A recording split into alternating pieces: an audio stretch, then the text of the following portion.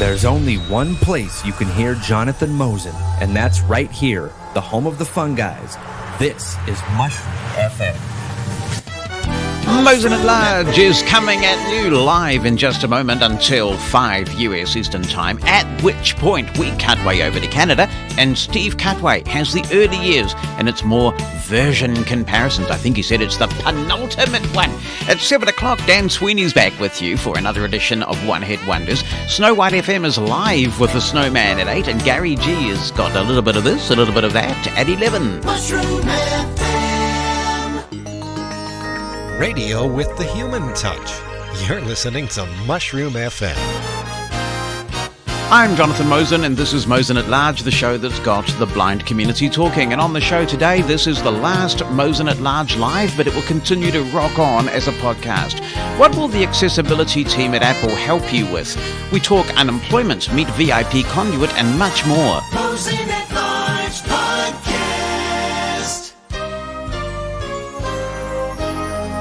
And I should say that our feature piece today is that we will be talking about Numa Solutions and their new offerings, some that are available now and some that will be later.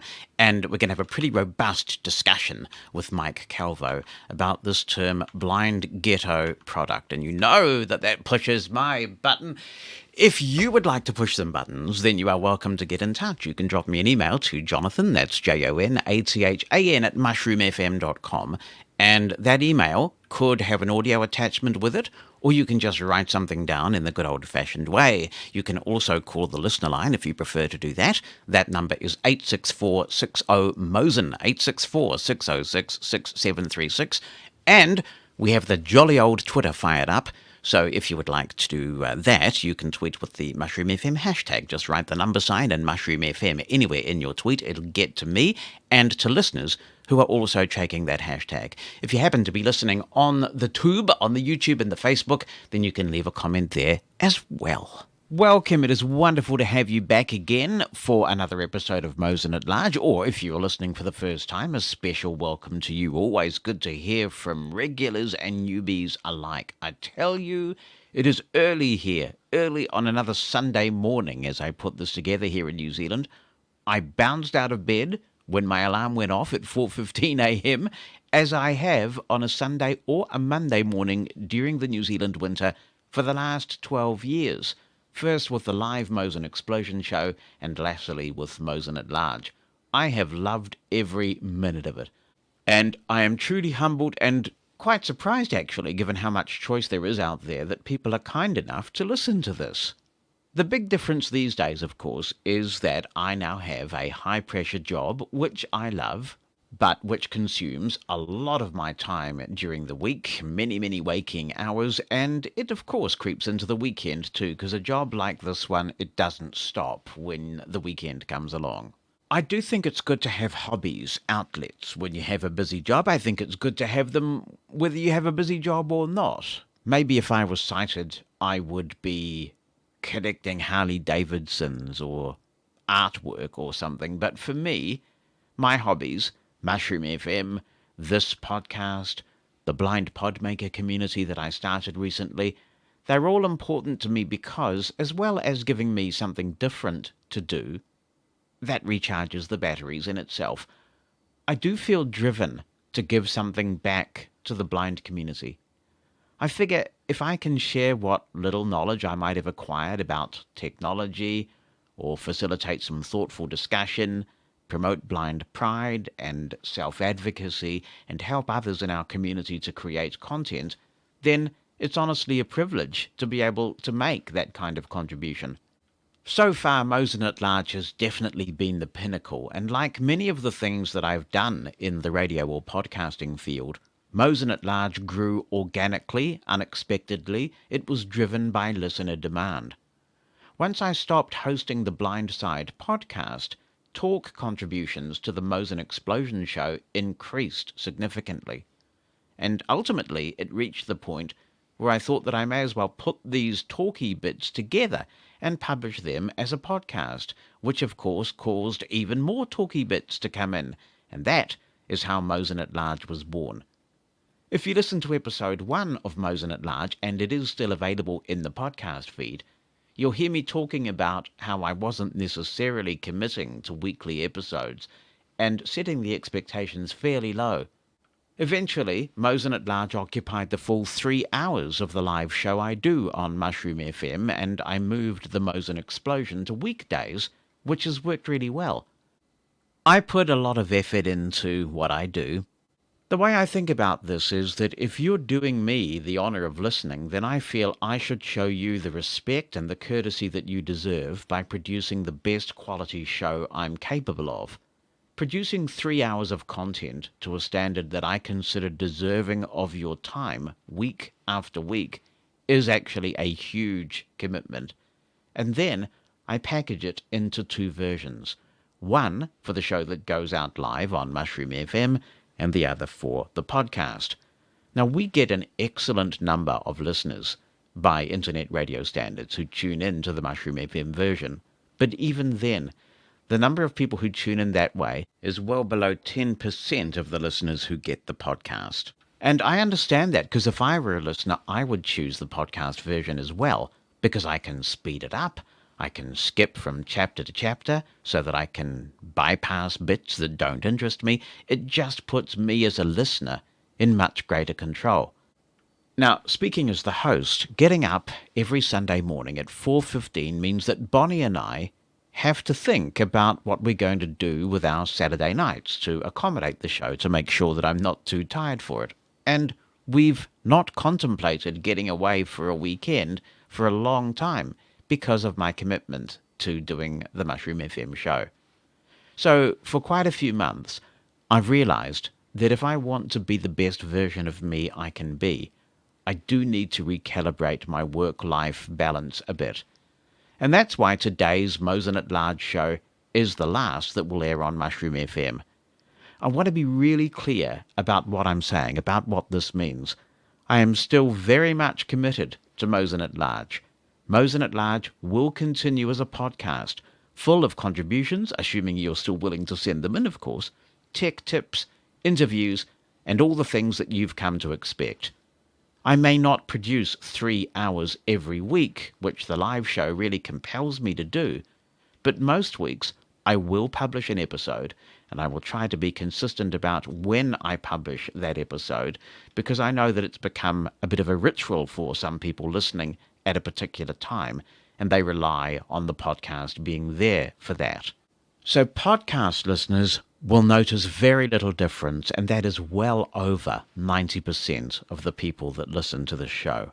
I'm just giving up this one live slot so I can relax a bit more and get a massive chunk of time back. You will not believe the difference this is going to make. The Mosen Explosion will continue on Mushroom FM during the week. We have a lot of fun there, and I hope you'll join me. 2 p.m. and a.m. US Eastern Time, or North American Eastern Time, every weekday. You can go to the Mushroom FM schedule page to find out when that is in your time zone. Small World, which gives me and many listeners, it seems, a lot of pleasure, will continue on Mushroom Escape. My decision should lock absolutely no one out of continuing to listen to Mosen at Large, because if you're listening live right now on Mushroom FM or Clubhouse or Facebook or YouTube, all of which will no longer carry Mosen at Large, then you have the ability to listen to the podcast, and I hope that you will subscribe in your podcast app of choice. It is, of course, free.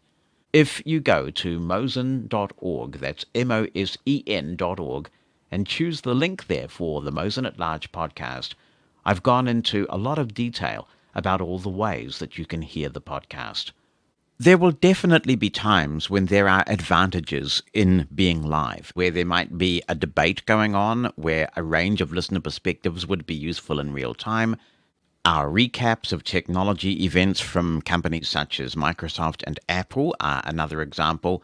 And a further example I can think of is when I'm interviewing someone, and there may be a lot of interest in listeners being able to ask that person questions. In those cases, we will go live, and the way I'm thinking about it at the moment is that we're most likely to do that via Zoom. I say that because Zoom is ubiquitous. Pretty much everybody has it. It's installed on PCs, on smartphones. It's got massive take-up. The audio quality is pretty good. People can come in on a wide range of devices and it's easy as a moderator to administer. If we go that route, then what I will be doing is posting Zoom links on the media list. The reason for that is that Zoom links posted to social media are susceptible to the phenomenon, the atrocity known as Zoom bombing, and we don't want that. We don't want things to be disrupted. The media list is more of a closed platform. So if you are interested in this show and you are not yet on the media list, I would encourage you to subscribe so that you will get notifications of when we're going to go live in this way.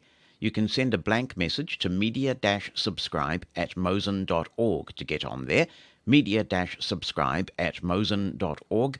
That email list is announcement only, and it's very low traffic. Usually about 3 to 4 messages a week come in there, and you can, of course, unsubscribe at any time.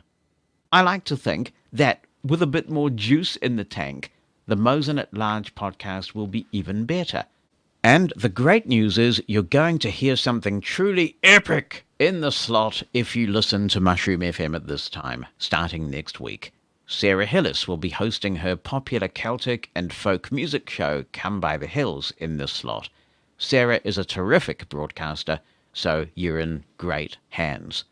My sincere thanks to everyone who has listened on Mushroom FM to Mosen At Large. It's impossible for me to know how many people listen exclusively on Mushroom FM at the moment and never access the podcast. But if that's you, I do hope that you will follow us to the podcast feed. I have to admit, much as it is an honor to give back to the blind community, it is with some excitement and relief that I finally get to do this. Delete my Sunday 4:15 a.m. alarm. I deleted your 4:15 a.m. alarm. Mosen at Large Podcast. This is an interesting one from Petra, who says, "Hello, Jonathan. I just called Apple Accessibility for help and was told that if the issue doesn't have to do with an accessibility feature, I should call the main Apple number. I suppose this has always been the case, but was never told before." She continues, "As far as rumours go, someone told me that they heard Apple was coming out with 11 new phones this fall. If that's true, that's extraordinary. I'm planning on getting a new iPhone in the fall because of the features my SE 2020 can't do, so it would be interesting to have that many choices." Well, I suppose it depends on how you count them, Petra. There will be various models of the same iPhone depending on the market that they serve. And that's because 4G and 5G frequencies, and even 3G frequencies if you're still using those, will vary from country to country. So let's have a look at the current range. You've got the iPhone 12 mini, the iPhone 12, the iPhone 12 Pro, and the iPhone 12 Pro Max. So that's 4 phones right there. But then you have various versions of that phone. So, for example, the 5G models, you've got the Wave versions that's available in the United States, and then you have other versions that cater to different 5G bands around the place. So I think it is conceivable that there are 11 new phones being launched in about September of this year, but that doesn't mean that there will be 11 models for you to choose from.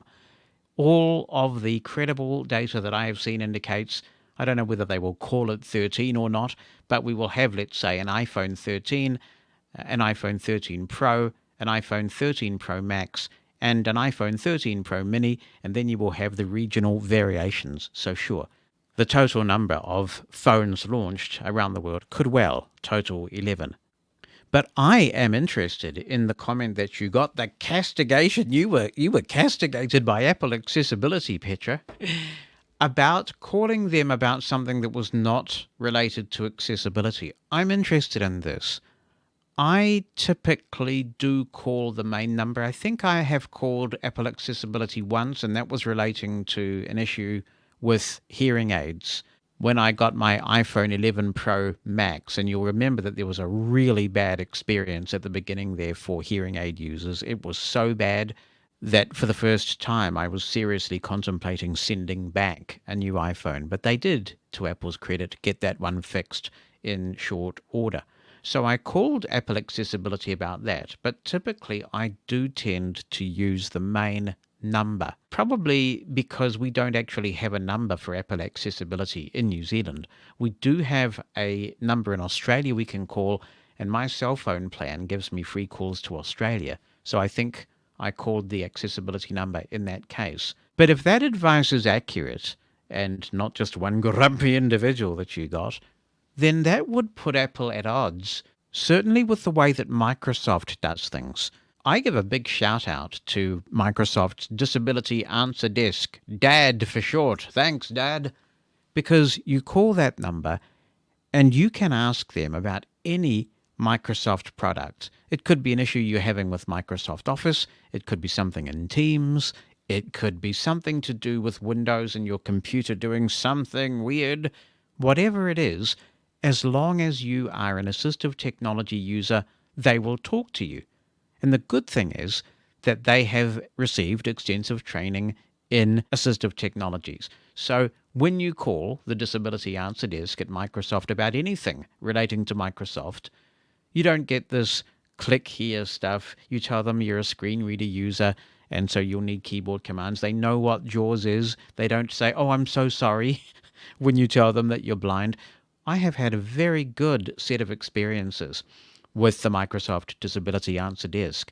Now, if Apple is saying that you can't call the accessibility number unless it relates to an accessibility feature, like VoiceOver or Made for iPhone hearing aids, or their Zoom magnification product, then that had better mean that when you call that main Apple number, you will get somebody who knows how to use VoiceOver, who isn't going to get flummoxed, because generally I know my way around an iPhone. If I call Apple support, it's something that's gone pretty badly wrong. But that shouldn't be the threshold. The threshold should be that any user who has an issue with their phone or Apple product in general needs to be able to get support. So for a user who perhaps isn't conversant with the way that a sighted person uses the iPhone, for example, you had better hope that the person on the other end of the phone can translate what they want you to do into VoiceOver speak. The other question I would have is, who determines, or what is it that determines when something is an accessibility issue and when it's not? If I have an issue using a particular Apple app or service, is it because I'm a VoiceOver user, or is it because something's gone wrong at the Apple end? And as a non-techie user, how would I know? I would ask Apple Accessibility on Twitter, but they don't have a Twitter account.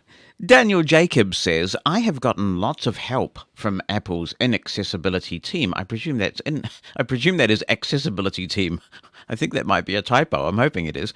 I've found that over the past year, most especially, Apple's accessibility team has become more and more closed-minded about answering even just basic technical questions.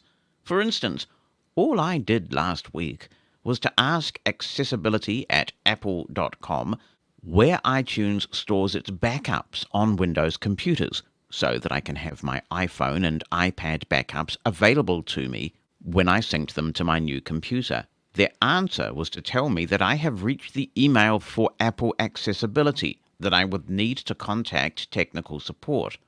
Also, I have had to contact Apple Accessibility for VoiceOver problems, and have found that I have had to get transferred to a senior accessibility advisor because the person to whom I was speaking was either not trained or didn't have much experience with VoiceOver. Even better or worse, depending on your opinion, Apple has a share your screen through ara.apple.com. Unfortunately, as I found out the hard way, I needed someone to control my computer, since many features are simply not accessible to JAWS users. Features like deleting all your iTunes authorizations. This is only available by using the mouse. Unfortunately, at that time, I didn't know anything about enabling mouse echo. I quickly investigated. I very much enjoy Microsoft's Accessibility Desk and use them quite a bit, actually. By taking over my computer, I can pretty much give them directions for them to do what I need, and they just do it. Thank you for that, Daniel. You raise some really important points, I think, and I hope we can get some further experiences from people on what they are seeing with Apple accessibility. It is Apple's right, of course, as a business to determine its own policies and when you should contact what outlet. But it does seem to me that if, for example, you are a blind person using JAWS and you're having issues with accessibility of iTunes, then that clearly is an accessibility issue. iTunes is Apple software, after all. I have to say it's been a while since I've removed authorizations from iTunes, but it was accessible then. I was able, without any mouse jiggery pokery, to go in and remove all my authorizations so I could start again. But it has been quite some time since I've had to do that, so it may well have changed for the worse since then. I can understand why Apple might be frustrated with people contacting Apple Accessibility who do not have accessibility needs and sort of bucking the system, as it were, perhaps thinking that they can jump the queue by using the Apple Accessibility number to get answers to questions. And that's not a good thing. It's the equivalent of people who don't need it parking in disability car parks. But if you are a blind person or a person with another accessibility need, you may well need technical help that involves the step-by-step instructions you might get to be voiceover-centric. Don't forget Ira in these situations, though, where you may need some assistance with remoting into a Windows PC to get a job done. Now, this isn't technical support. Ira doesn't say that it's going to provide you with that.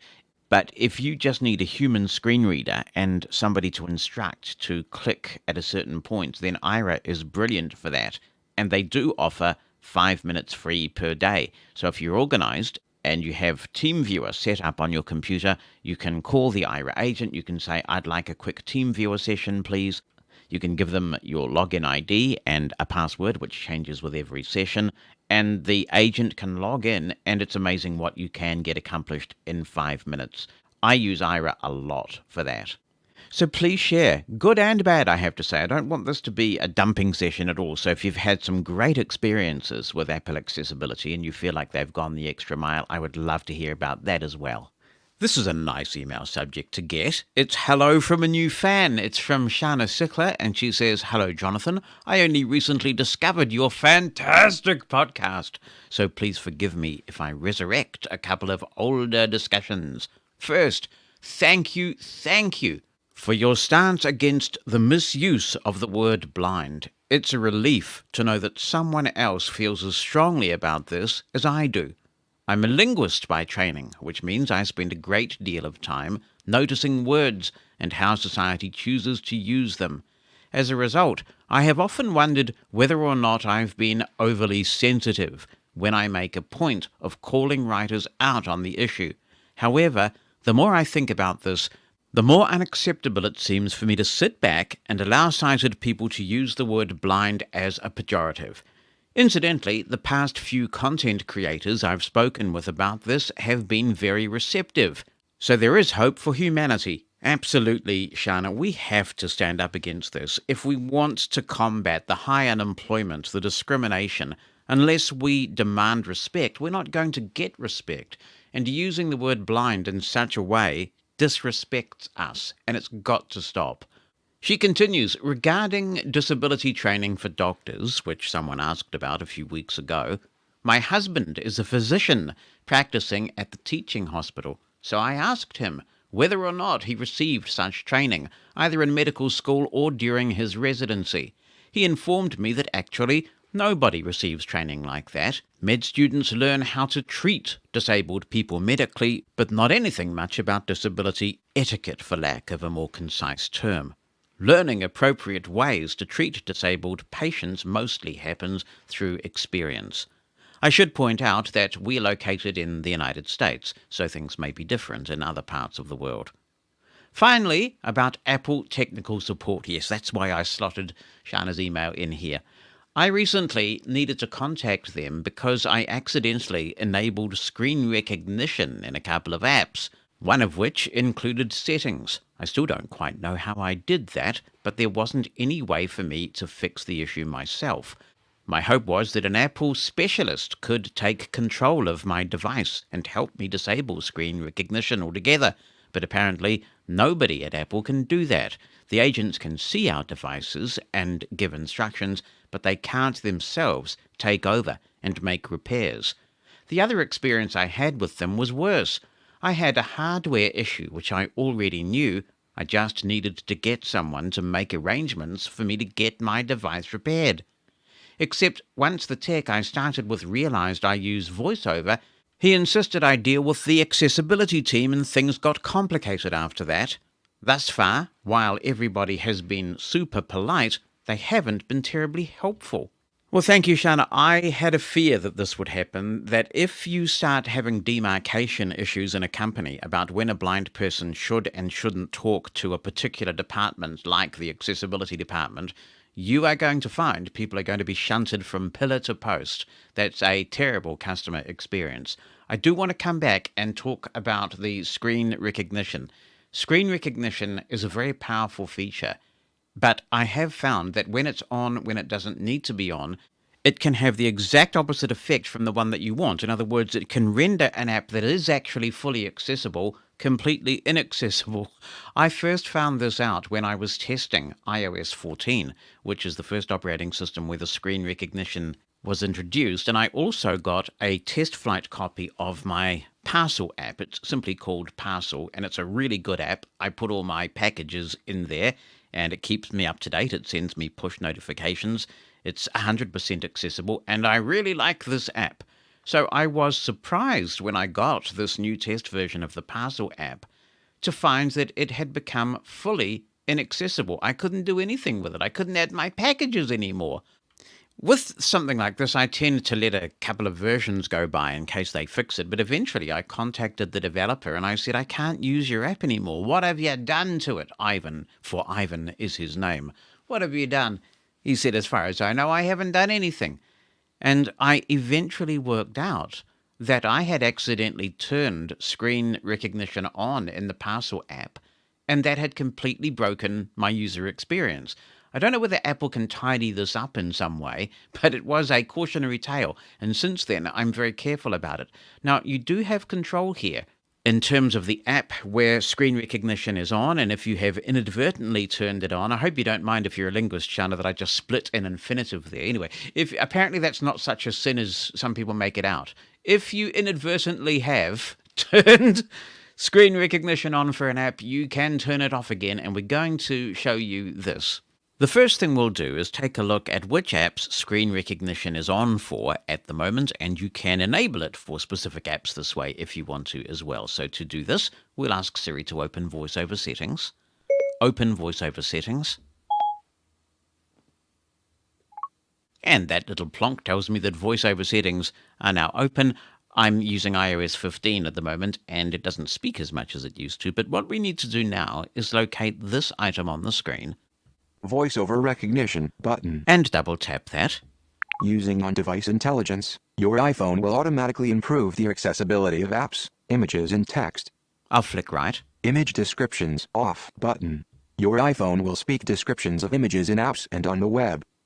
Screen recognition on button. If you would rather, you can turn the screen recognition function off altogether. If you find that you are not downloading many inaccessible apps and that it's more trouble than it's worth being inadvertently enabled, then here is the master switch, and you can go in here and disable it completely.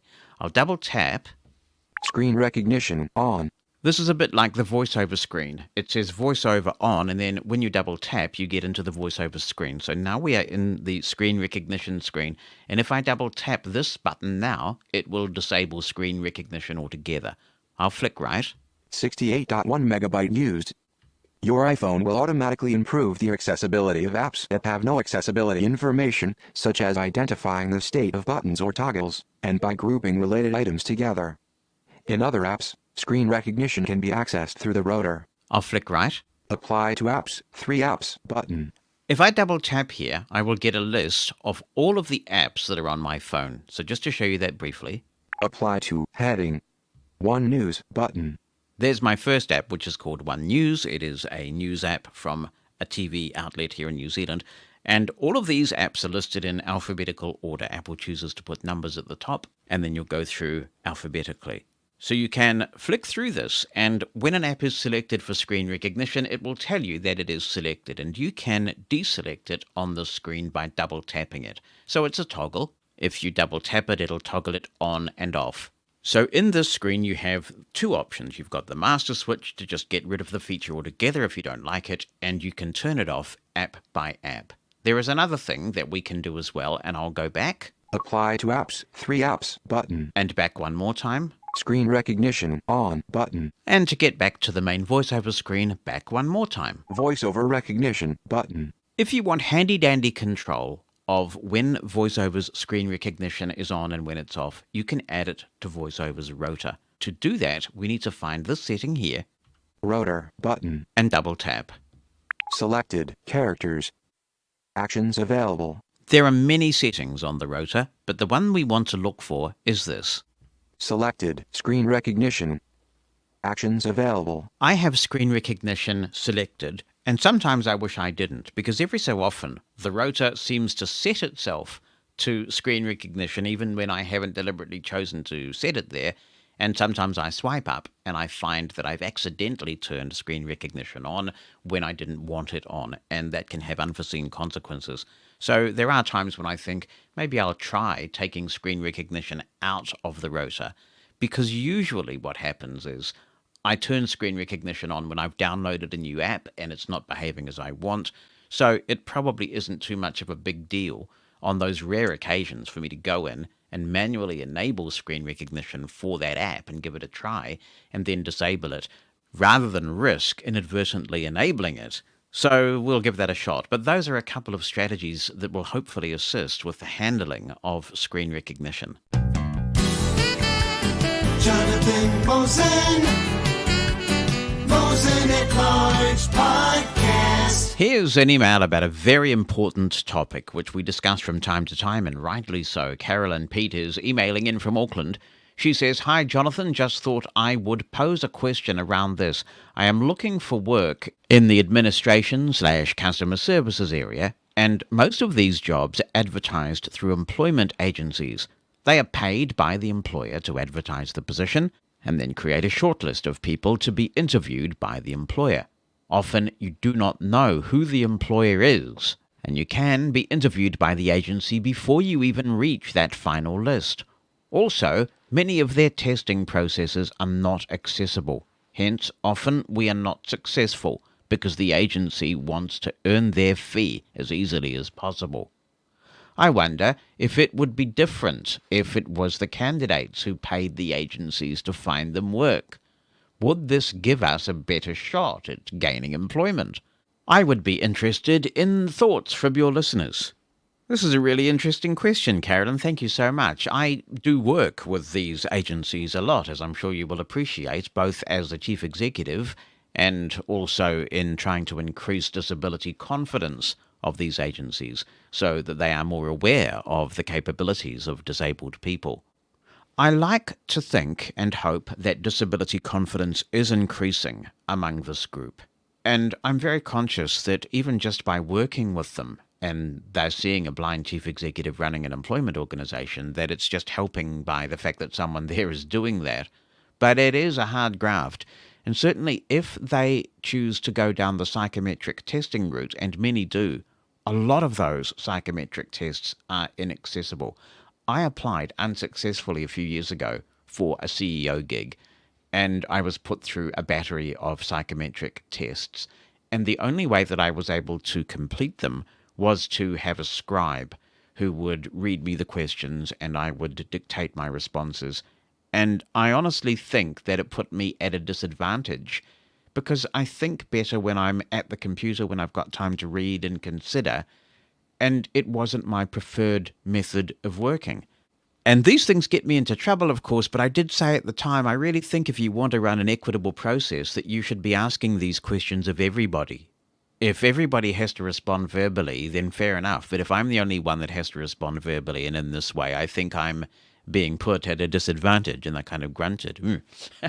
So there are real problems with these psychometric tests, and I see them coming up a lot. I'd be interested to hear people's experiences with these psychometric testing platforms and other testing.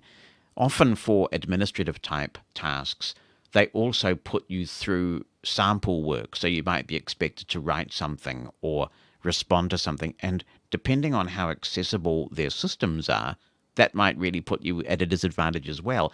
Even though once you're up and running with some initial setup, you would be a rock star in the position. So there's a lot of work to do in this area. I think the informational interview is often a good way to go, and I know a lot of people practice this, where they find a place that they'd like to work and they contact a relevant hiring manager and they say, listen, I'm really keen to work here, even if you don't have any jobs available at the moment. Would you give me 20 minutes of your time just so I can understand the kind of people that you look for? And a lot of people applaud that initiative. You're going to get some rejections, of course, but it may well be the foot in the door that you need for a role. A really important topic that you bring up, and I look forward to people's comments on all of this.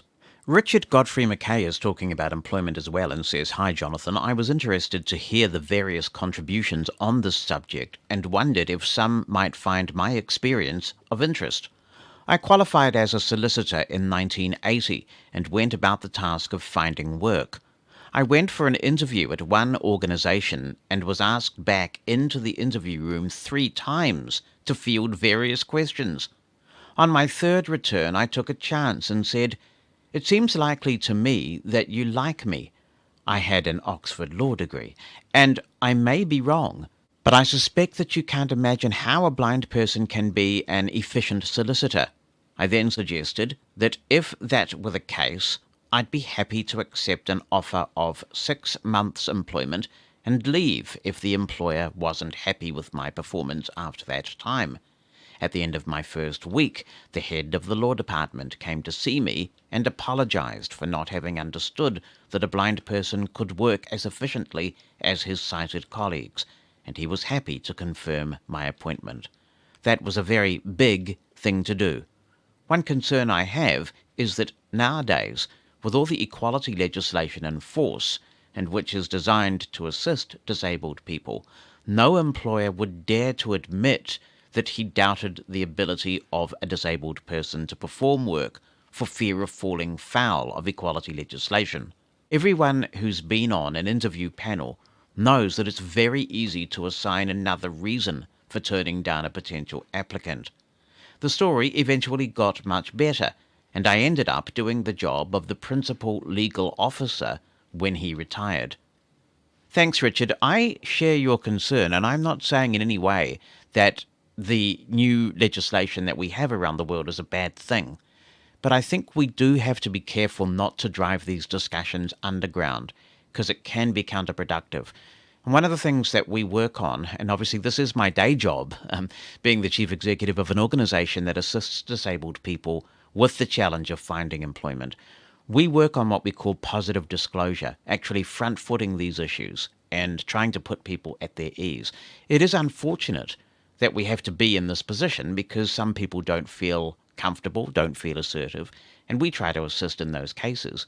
But you're right, it is important to confront these issues. We are a low-incidence population, particularly blind people, so we may be the first professional blind person that anybody has ever met who's on that panel. And we do have to find a way to put people at their ease. Having done so, though, we are absolutely entitled to call out and prosecute, if necessary, discrimination when and if it occurs. Barry Jennings is writing in on employment matters. He says, "Hi, Jonathan. I follow a podcast from MIT Technology Review called In Machines We Trust. An interesting episode dropped on June the 20th called Hired by an Algorithm. This episode is about half an hour long, and I think it might form the basis for an interesting discussion on Mosen At Large. I turned 71 this fall, so a job hunt isn't likely to be a part of my future. However, if the podcast episode I mentioned above is accurate, then I am concerned that people with disabilities might be getting a raw deal when applying for employment. Back in the early 70s, when I started my career, you would drop off your resume at the HR department of the company you were interested in, and you might or might not hear back from the company. At least, though, there was a chance that a human at said company would read your resume and you might get an interview. Or maybe you could score an interview by just knowing someone who worked at the company. Whatever the result, the interaction was between you and the company. Today, HR departments have shrunk, with much of the hiring farmed out to third parties. Today, people applying for jobs will typically send their resumes to places like ZipRecruiter, Indeed, or LinkedIn. These companies use AIs to scan the resumes before they reach a human. This means that you might be rejected by the AI before it reaches a human for who knows what reason. The AIs are proprietary, and the vendors won't or maybe can't tell you how they work.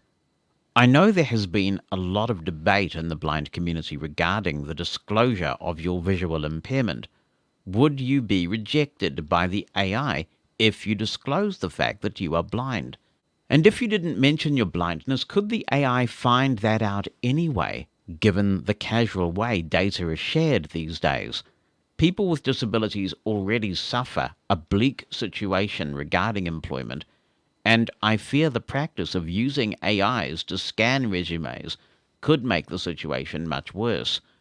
Thank you, Barry. One of the things that I do find encouraging in the employment market is that more and more employers are aware that their workforces benefit from being more diverse, and we are making progress, I like to hope, in the idea that disability should also be included in the concept of adversity. So it is possible, I suppose, that an AI that is programmed to encourage a more diverse workforce may be less prone to throwing you into the no pile when they get your CV. But, of course, as you say, it's an unknown quantity because we don't know what the AI is programmed to do. Human beings really haven't worked out so well for us, though, have they? Because there are biases that are there.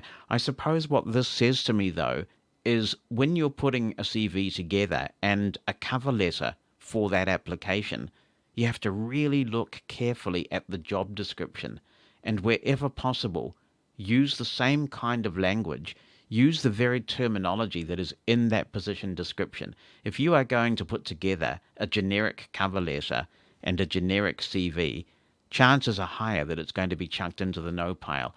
But if you really study the position description, a lot of these algorithms, as I understand them anyway, and I'm no expert in the algorithms, but they tend to work on keywords.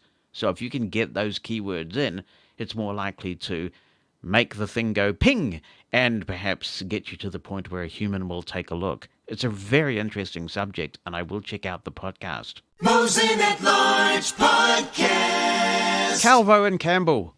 Campbell and Calvo could be a law firm. Could be maybe a soup manufacturer. No, we don't want to talk about soup on this show. But actually, they are the people who are behind Numa Solutions, which was Ceratech once. But this is a new company, it's new branding, and a new product range. And we're going to be doing a demo of one of their solutions, Scribe for Meetings, shortly. But we've got Mike Calvo and Matt Campbell with us once again. We've done this over many years on and off, so welcome to you both. Hey there. Hi, Jonathan. Good to be back. Let's talk about Numa Solutions and what you do. I mean, if you were giving us an elevator pitch for the company and somebody says, what does Numa Solutions do? How would you answer the question? Numa Solutions' main technology is something we call augmented media remediation. And what that means is basically it's a fancy way of saying that we make information or media accessible. We feel that the job of making all kinds of media, whether it be described video, whether it be documents, whether it be meeting content, is way too complicated and expensive to scale well for smaller companies and to get it done in time. So we have created cloud-based solutions that are easy to use, inexpensive to implement, and very robust based on machine learning. There might be people who say that that's, in essence, letting the original content creators or software developers off the hook, and that we get into the same sort of discussion that we have had with Accessiby, and you both were on the show subsequent to that big Accessiby special that we did. Do you think it's not the responsibility of the creator of the content or the software to actually bake accessibility in from the get-go rather than you having to remediate it. I do. But the reality is, after many years of all of us advocating, we're in a much more accessible world. But is this really how we want to have information as everything becomes more and more digital every day? And really, at the end of the day, do we really care about how it got accessible, or do we care that it's correctly accessible? I'm not pissed off about Accessibees, that the fact that what they claim to do. I'm just ticked off that they don't do it. And they never talk to us about it. So if Accessibee worked, I'd be the first one applauding and saying, yeah, bring on some more of this stuff. But that's not what they're doing. And they used us and they made us look like evil, ticked off blind people to do it.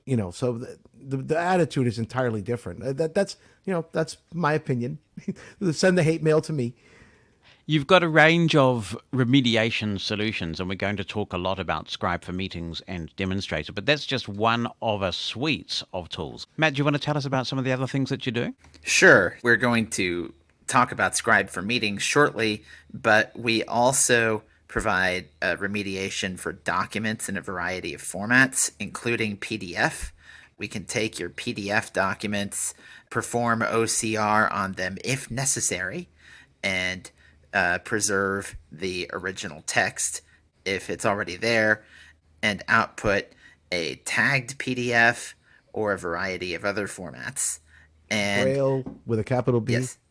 large print, MP3. When you talk about remediation, and it's probably remiss of me not to have said this from the beginning, that's kind of an accessibility jargon word to some degree. Yeah. Can you explain to somebody who doesn't understand this, what do you mean when you talk about remediation? Basically, fixing as many of the accessibility problems as we can. So in the case of PDF, that would include making it a tagged PDF, so your screen reader will read it in the correct order with the correct information about headings and lists and tables and whatnot.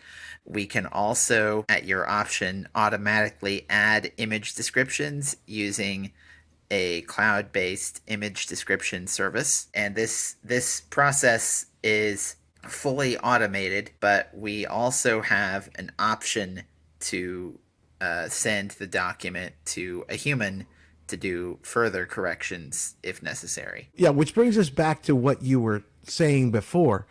We understand that augmented media remediation isn't going to work. Even our platform right now, it's about 95, 96% accurate. But the cool thing is, so you, Jonathan, you go to your local big box store, you buy something, you go to their website to look up the manual, and it's not accessible. With this tool, it can become accessible. They can install, I hate to sound like Accessibee, but they can install some code on their website that will make the document as accessible as the technology can make it.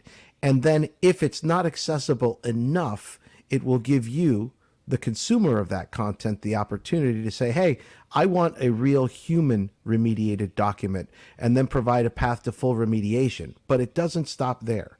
Once we get the human remediated copy, we then bring it back into the model, train the model on where it made mistakes when you first requested it, and we train it. The biggest challenge that remediation organizations are having right now is enough people to do the work that needs to get done. And when those people get tired, because document remediation is tedious, it doesn't take a whole lot of smarts, it just takes a whole lot of patience. And people get old, people retire, people change careers, and there is such a thing as churn. And the machine learning doesn't do that. It doesn't rest, it doesn't any of that. It keeps going, and it's available within seconds, not weeks. Whose responsibility is it to fund that remediation? So I've gone and I've bought this appliance. Actually, this happens quite a bit. And you open the PDF file, and at first non-visual glance, it actually does appear accessible, except when you get to the point where it's telling you to push a specific button, and there's a cute little graphic in the PDF, and you have no idea, unless you can glean it from the context, what they are telling you to press. So I've got that document as the consumer. How do you get paid for that? Is it the responsibility of the content producer to fix that with you? Or can I, as the consumer, say to Numa Solutions, hey, I've got this thing and I can't read it? So there's two answers to that, and that's the consumer side and the business side of Numa. From the consumer side, Numa produces a package called Accessibility Anywhere, which is inherited from Serotech. And what that does is it gives you consumer versions of all of our technologies, including Scribe for meetings, including Scribe for documents. That'll be built into a browser that we're releasing later this year. Shh, don't tell anybody. Right. It's Secret safe with it's me. gonna- No one listens yeah. to this. Of course not. And then it's also built into an extension that David has written that will be out later as well. And then on the business side of things, we come to, for example, let's just use a Home Depot here in the States as an example, because Home Depot has a variety of products from a variety of companies. And Home Depot just sells this stuff. They're not responsible for making all of these manuals accessible, or are they? So if they are, with our service, they can pay us a monthly subscription. We will handle all of the documents on their site, and including providing them the path to remediation, and also going back to the consumer and making sure that the remediation was done to their liking. You mentioned that a consumer could request a human intervention for a situation where machine-based remediation just doesn't cut the mustard. Does that document that one individual user has requested human remediation for end up back in the pool, as it were, so that other blind people in the future accessing that document on the website it came from get the human remediated version as well? Or is there some manual process involved in making that available? Great question. No, actually. So let's say you come across a washing machine manual that you're looking for, and it's not very accessible. So you use our technology on the company that you purchased it from's website. It's not accessible enough for you. So you push a button, it comes back. We send it to the remediation people. We make sure it's good. We send it back to you. Jonathan, here it is. You look at it. We send you a survey. Do you like it? This and that and the other. Yes. Okay. We put it back we replace the document that you originally requested that was inaccessible with the human remediated one. And then we go back and we train the model that we use to create the augmented remediated document to begin with. We go back, we train the model and show it, you did this wrong, you did that wrong, you did the other wrong. And the next time it comes across a document like that, it's not going to make that mistake again. This is interesting. I'm hearing so many examples of this where essentially the biggest IP that some of these new companies have is the data that they collect that influence their AI. There's just so much value in that, right? Well, I mean, AI is nothing more than a guessing game. I mean, it's a sophisticated guessing game. But as a blind person, when I get a document or when you guys get documents, what do? You say, well, let me try this, see if it works. Nope, that doesn't work. Let me try that. Let's see if that works. All we've got is a machine that does it and says, okay, I'm going to do this and this and this. And based on what I see here, and it does what you and I could take an hour to do, it does it in milliseconds. So, I mean, that's really what AI boils down to for the layman. It really does some really smart guessing. Jonathan, to answer your question, the data that we're collecting is valuable. Oh, sure. Yeah, I've no doubt of that because I worked for IRA and I know that one of the things that they were really intrigued by is what can they do with all of this data they're collecting about the way blind people engage with the world, the things that they need human assistance with, and how can you use that data to then create automated processes. I think this is one of the interesting things about what you're doing is I've been using IRA for these very things for the last 3 years or so, but when it's remediated for me and I get an IRA agent to do those things, I'm the only one who really benefits from that remediation because I paid for it, I got the agent to do it, it's now safely on my computer. But unless I'm on an email list or something like that where I can disseminate it, no one else benefits from it, and potentially there are some copyright issues in there in circulating an alternative format version as an individual. So this is an intriguing concept. Well, we're hoping that the community really helps us push this because, we met 20 years ago, almost to the month we did an interview, you and I, and the world has changed so much for all of us. But back then, it used to be all of us for all of us. And now, I think you've even touched on it on your podcast. I see where people are advocating kind of for me, but we really need to also understand that we need to advocate for we. That other guy over there, he's not going to necessarily do it. So you need to do it too. And that's a big thing for us. We are, I mean, don't be fooled, folks. Neither Matt nor I walked away from Serotech anywhere near millionaires. We're not millionaires today. We're both supplementing our income as we build this company because we believe in what we're doing, and we need your help to advocate. We need you guys to learn this technology. Just because your iPhone talks and your computer talks doesn't mean that you don't have to be a geek anymore. If you want to be on the bleeding edge, if you want to learn how to use stuff, then you need to learn and study, and we're here to help do that. But we need your help to help us advocate and get people to use these very inexpensive community building tools. So what does that help comprise of in a practical sense? So let's say I go and I get my manual for my new Samsung washing machine, which is suddenly talking to our Wi-Fi again, hooray. And I find that indeed, as I have found, that there are a number of inaccessible things. What should I do about that? Do I contact Numa Solutions? Is there a way that I can get an accessible version of that from you? Or do I have to go back to Samsung and say, Samsung, I think you should contact Numa Solutions because they can help you with this?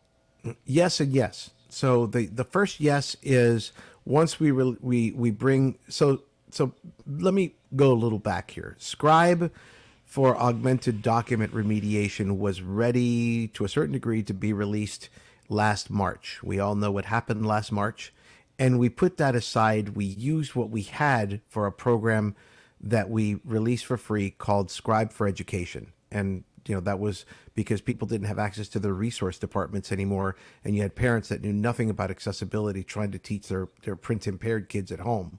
So we gave that out for free, but we did not package the technology into solutions just yet, because immediately after that, we didn't know how long this problem with COVID was going to go on, and we felt that we could apply the augmented media remediation technology to remote meetings, which is what we're going to talk about in a minute. So we're coming back around, and we have on the website, we have a number of informational resources that you would contact Samsung and say, listen, here is a company that does to document what you need to have done. You are Samsung.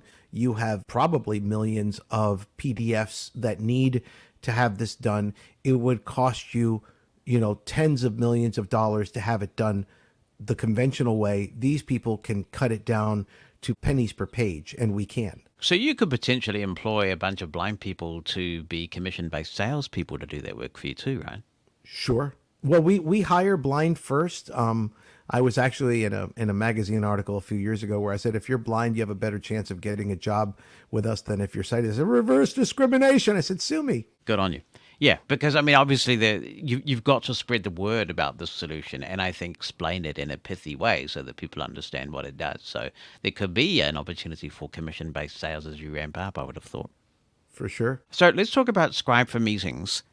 And we're going to demonstrate this in some depth. But again, tell us a bit about Scribe for Meetings, either of you, and what its purpose is.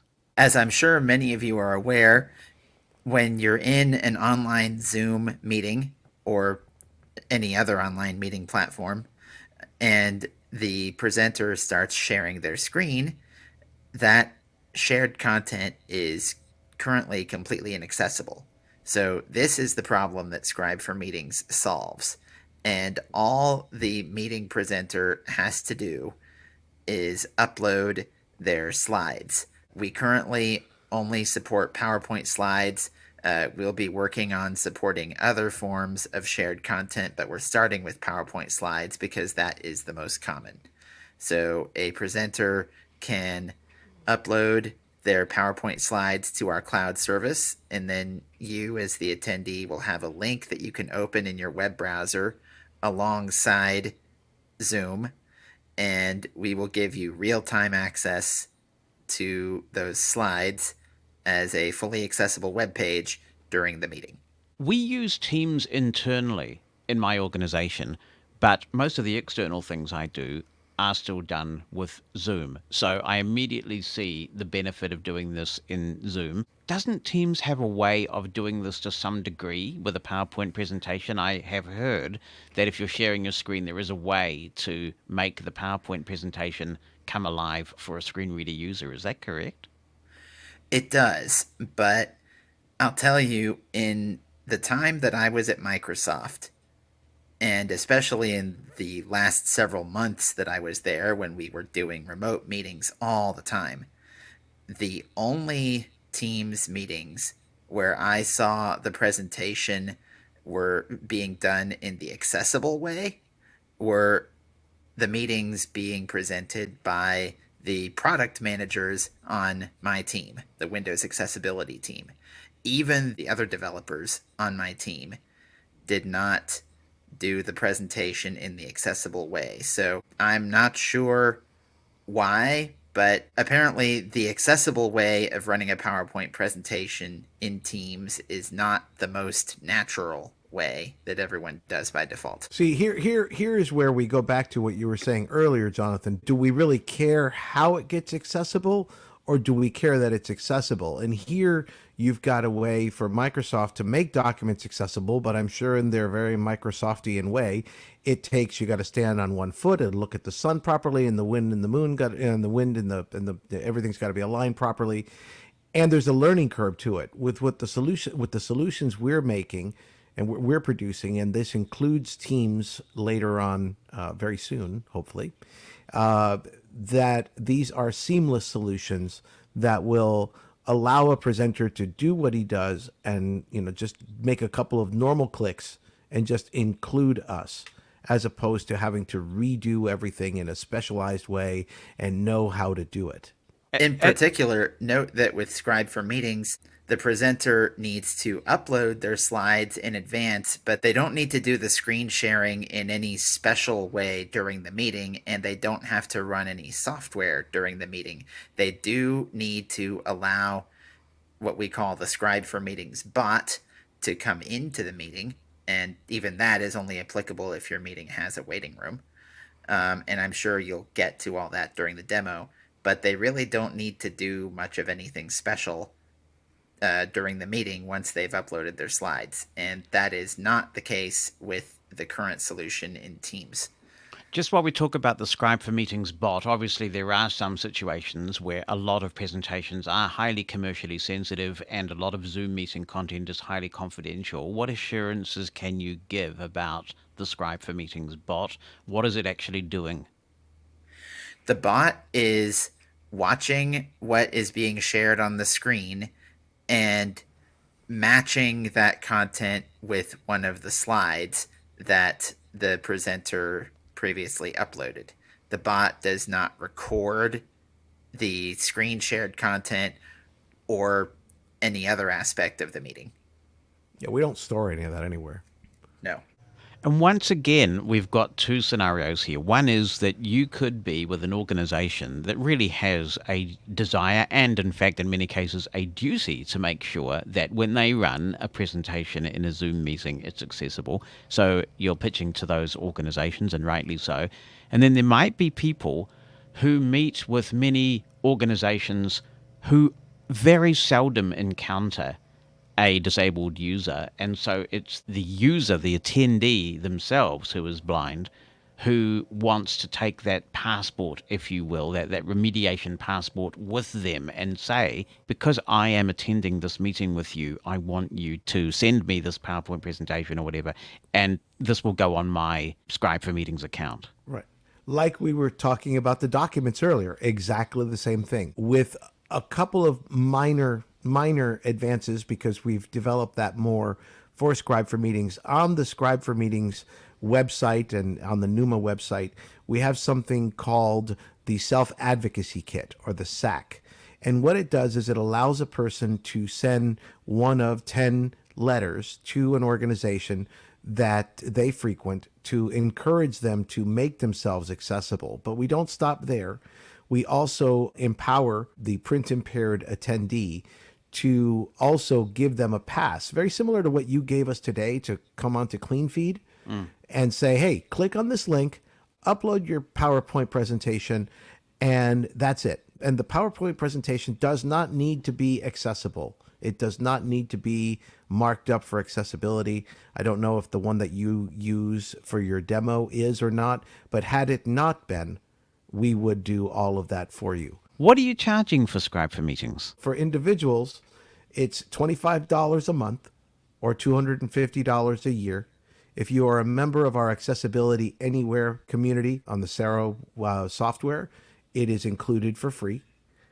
If you are an organization, a university, for example, Ohio State University just implemented Scribe for Meetings campus-wide. It's $2,500 for the year or $250 a month. And that price will be going up in the future. So whoever wants to get in, not for consumers, but for the organizations. And whoever wants to get in on that, we are keeping the price for the technology the same for you for life if you sign up for now. But that is for meetings, not for webinars. And I know this gets confusing. Webinars are different than meetings. Meetings are what we're doing right now. We're all talking. Webinars are one-to-many and or a group to many. We do those for free. We give those away to any organization that wants it, including other AT companies. If there is an AT company or any other organization that wants to provide information in an accessible format through screen shares in their webinars, they are more than welcome to come and sign up for a free account and use the technology. And I've actually talked to organizations that serve the blind. They're like, but we've never done that before. We don't need to. It's like, why? They've got takeaways. They've got information of yours that they can download in alternative formats. Can you imagine?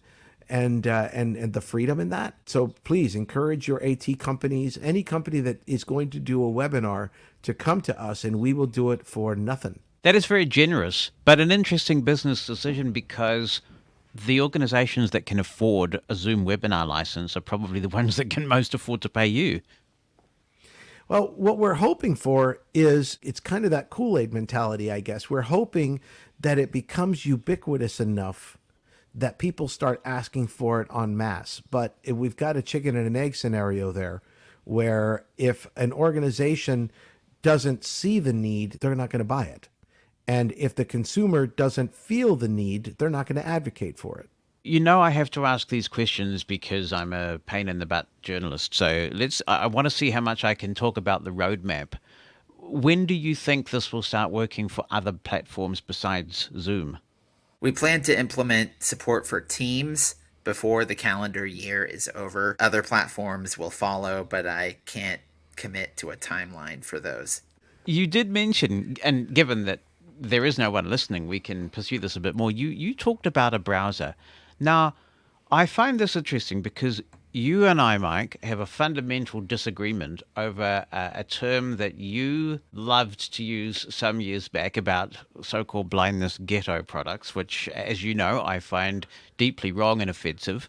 So why do we need to use your terminology of blindness ghetto web browser when the others are so accessible?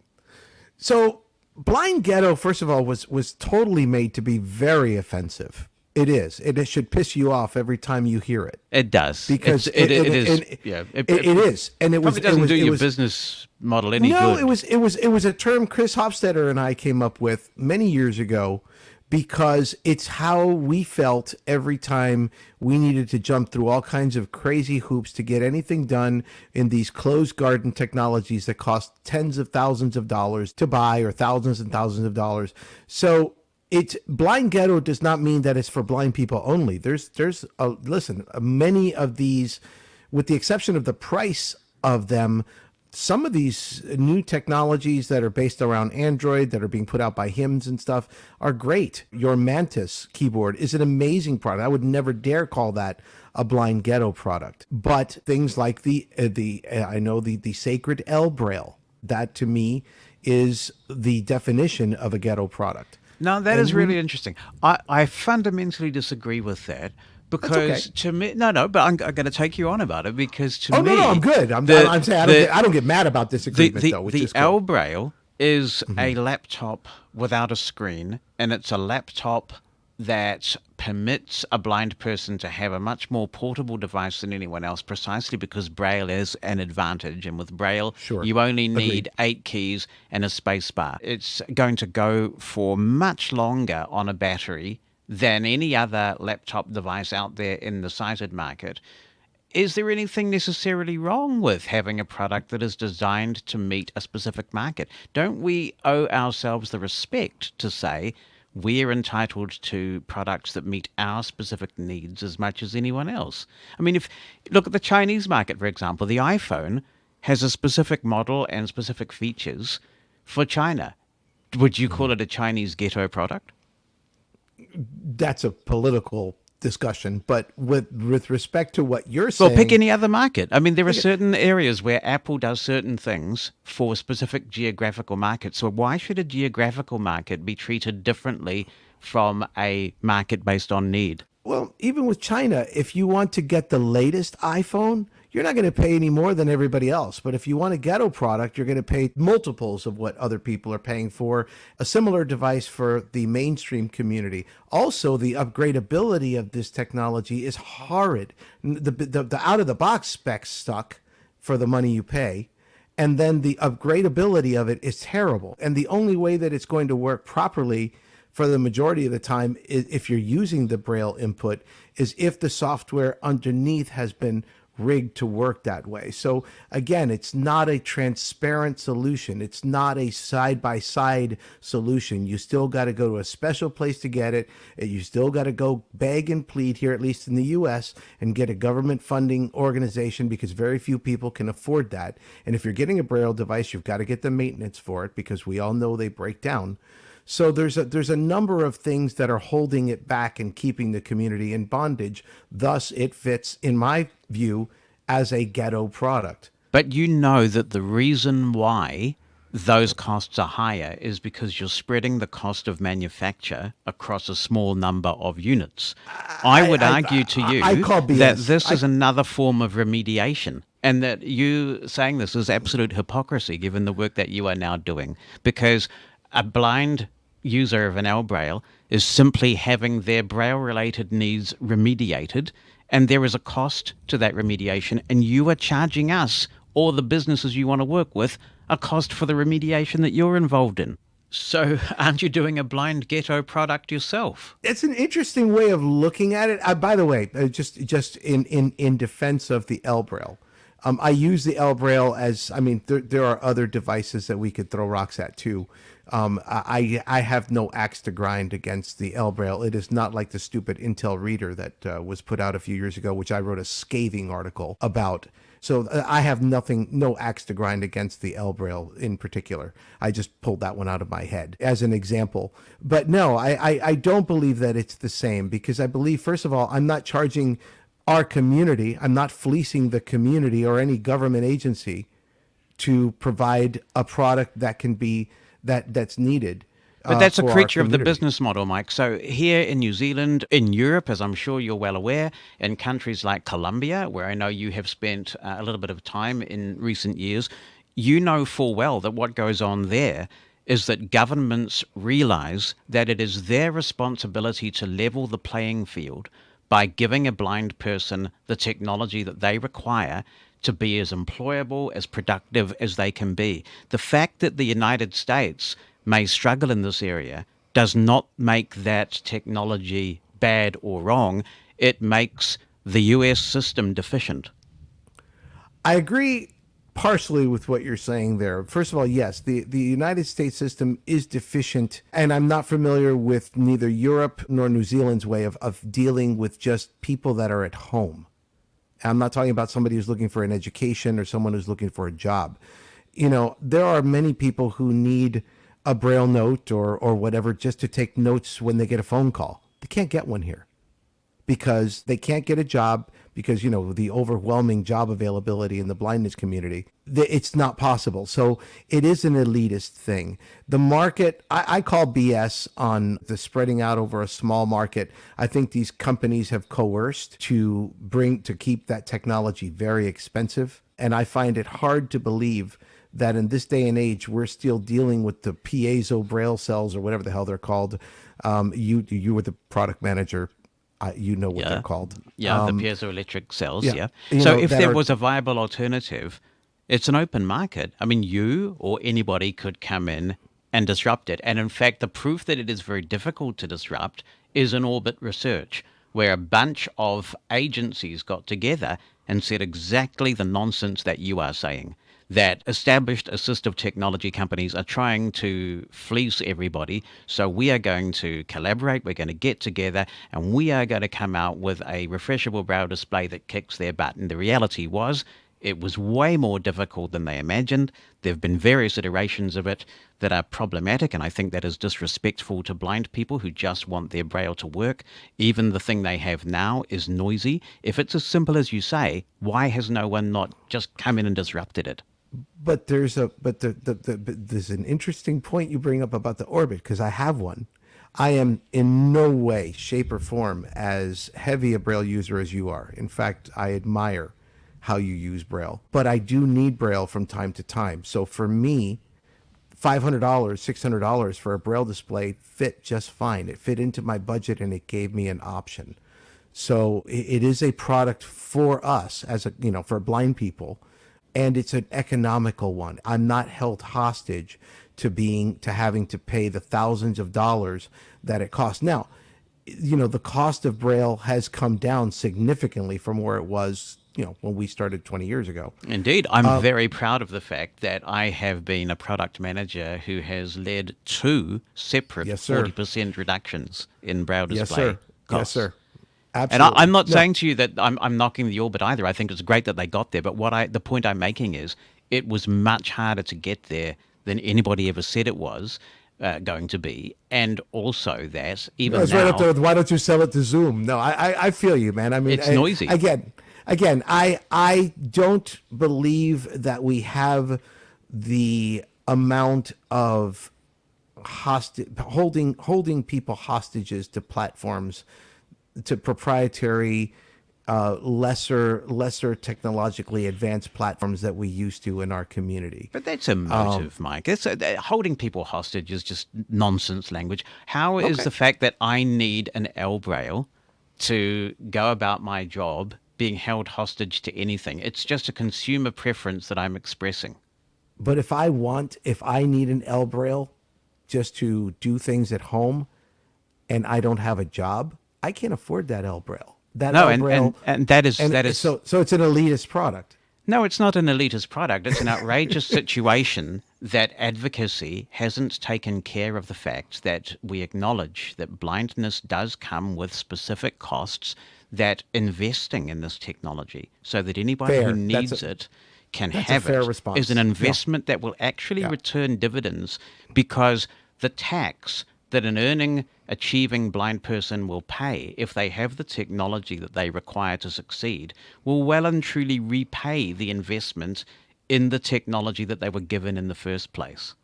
And that is the spirit that VR was created in here in the United States many years ago, and I'm afraid and sad to say has fallen far short of what those expectations were. You're absolutely right on that. And that's No, I not the agree. fault of the You and I agree manufacturers of the 100% on that. product.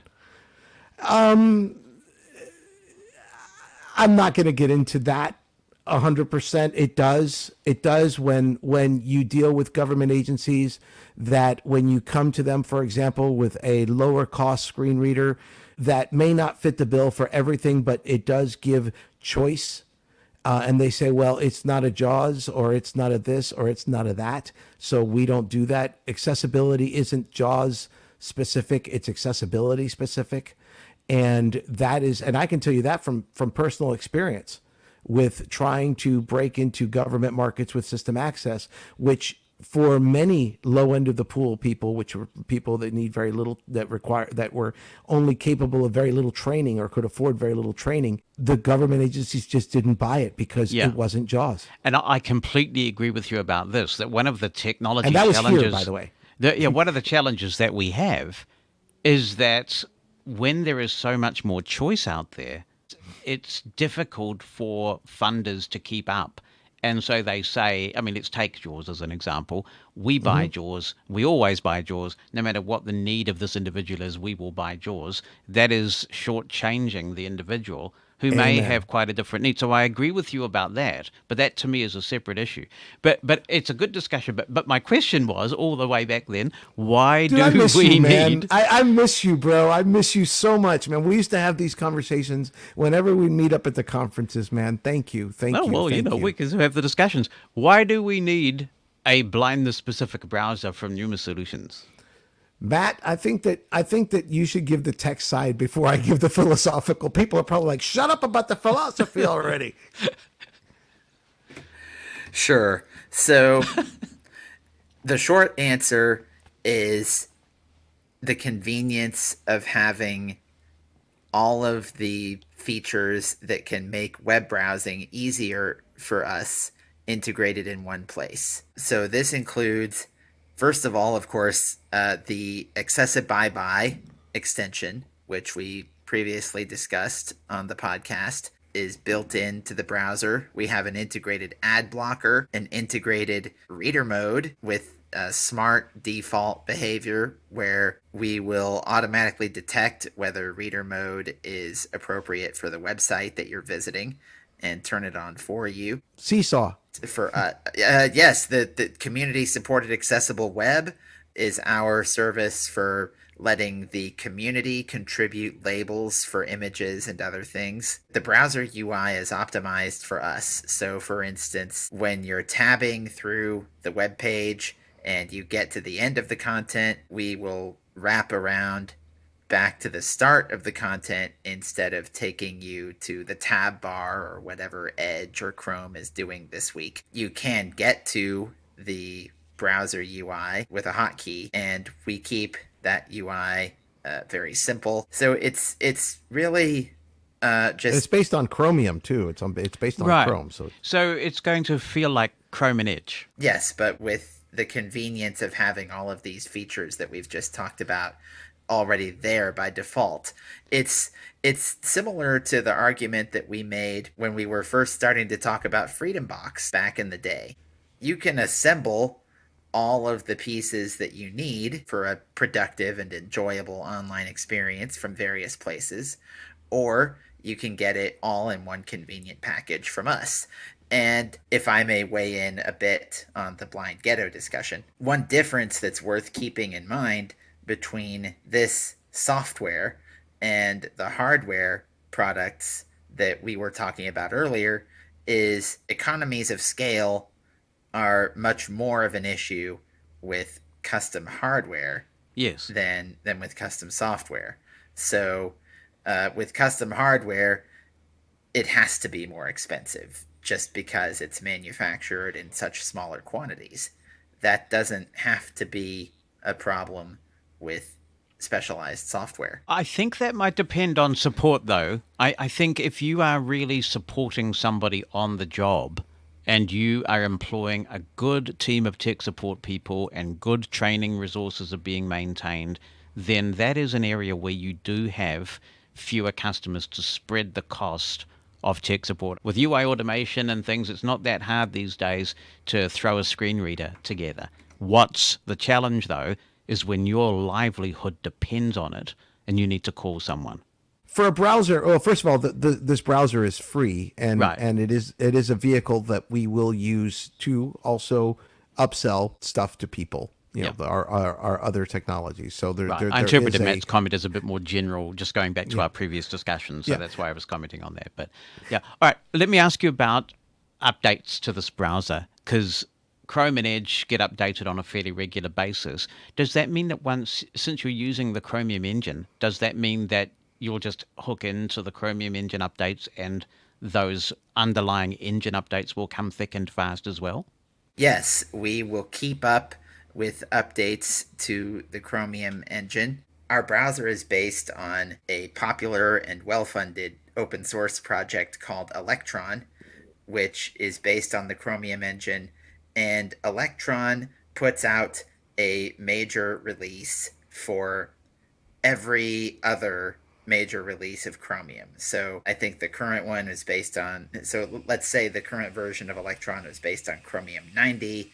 The next one will be based on Chromium 92, and 94, and so forth. The project also picks up security updates from Chromium in the interim. The point is that we will not necessarily get every single major update to Chromium, but we will pick up the security updates, and we will have a consistent update cadence. You might not get every new feature in Chromium right away. And I think that's a feature, actually, because we have the opportunity to vet the interims and just say, okay, how are we going to work this when it comes around? Because we still have access to things. We still have the way to playing of these things. So we're just a little bit more cautious about doing updates. Our community of users, of which we have a couple thousand still on Cero, is very used to things being the same. The slow and steady wins the race. We don't want to, upset the apple cart too much. So being a very aggressive at updates, I mean, unless it's a security thing where your machine's going to blow up or something bad's going to happen, we're going to introduce features as we can explain them and as we can make sure that they are accessible, because the bottom line to this browser is accessibility. We want it to be the most accessible web experience you've had. And by the way, to toot our own horn, we've done that before. Also, I should clarify that while we are based on the Chromium engine, basically the content rendering part of Chromium, the UI part of the browser is all ours. It's all ours, yeah. The UI and the UX. Will there be the ability to synchronize favorites, bookmarks, user settings across devices? Yes, that has been part of the Cero service ever since it was called FreedomBox 2.0, and that will be part of this new browser as well. Have you got a name for this browser yet? Not yet. The Cero browser. Well, we don't know yet. Feel free to call it Jonathan. I mean, it's a great name, and there you go. The Jonathan browser it's got a ring to it. Yeah. Well, as always, it is really good to hear you guys thinking about things and innovating, and I always enjoy our discussions a lot, and we're about to go into a demo of Scribe for Meetings. And thank you both for that. It's a really good product. I can see myself using it in my own work, so I appreciate all the work that you've both put in and continue to put in. Jonathan, I got to tell you, just again, thank you for what you do for us as a community. Your selflessness is unbelievable. And the level of information you bring, I thank you for just as a community member, as a friend, and just as a person that I really, really appreciate knowing, and just, love what you do. And they're going to tell us, as they did many years ago, to go get a room. But man, I am a huge fan, bro. And thank you so much for all you do. I appreciate that. Thank you both very much. Broadcasting live whenever possible. Replaying the best When it's not. But always on. 24 hours a day, 7 days a week. Mushroom FM.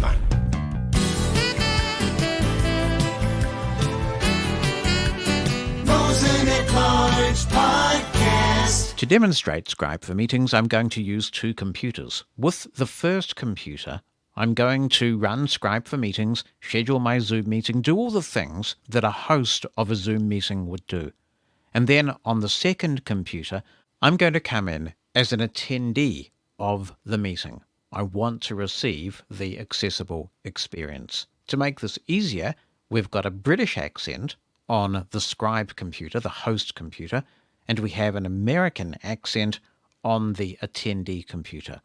For those familiar with Nuance vocalizer voices, we are using the Oliver voice as the meeting host, that's a British voice, and we're using the US Tom voice as the attendee voice. I've already gone ahead and I've set up a Zoom meeting. All I've done is I've gone into my Zoom application and I've gone through the process of scheduling a meeting, of getting the URL for that meeting, and that URL is now on my clipboard. I'm using the Brave browser for this demo because it is not as verbose as Microsoft Edge has now become with all of its irritating loading messages, and so it's going to give us a cleaner demo. I'll go to the address bar in my browser. Address and search bar edit. And I'm going to type www.scribe scribeformeetings.com and press enter. Selected. Scribeformeetings.com. Welcome Scribe for Meetings Brave. Main region. Invite link edit. As soon as we go to the Scribe for Meetings website, we're placed in an edit field where we can paste in a URL for Zoom, which is the only platform supported at the time of recording. Numa Solutions does intend to add more later. That's a really nice touch, kind of like when you go to the Google search page and you're popped right into the edit mode. You heard there that Jaws turned Forms mode on. We are ready to paste this URL. I'll press Ctrl V to do that. Pasted. And I'll perform a say line to make sure that it's there. Invite link edit https://workbridge.zoom.us/. There we go, that's fine. That's enough for me to know that the URL is there. I'll press Tab. Welcome Scribe for Meetings. Go button. And there's a Go button. I'll press space to activate it. Event not registered Scribe for Meetings. Event not registered Scribe for Meetings. 2 regions and 2 links. Event not registered Scribe for Meetings navigation region list of 1 items. Login, list and navigation region and main region. This event isn't yet registered with Scribe for Meetings. Click here if you want to register this event on behalf of the host. Button. Click here if you are the host of this event. Button. This is a new feature that's just been added to Scribe for Meetings at the time that I'm putting this demonstration together. Broadly speaking, there are 2 scenarios in which a Scribe for Meetings account may be allocated. One is where it might belong to the organization.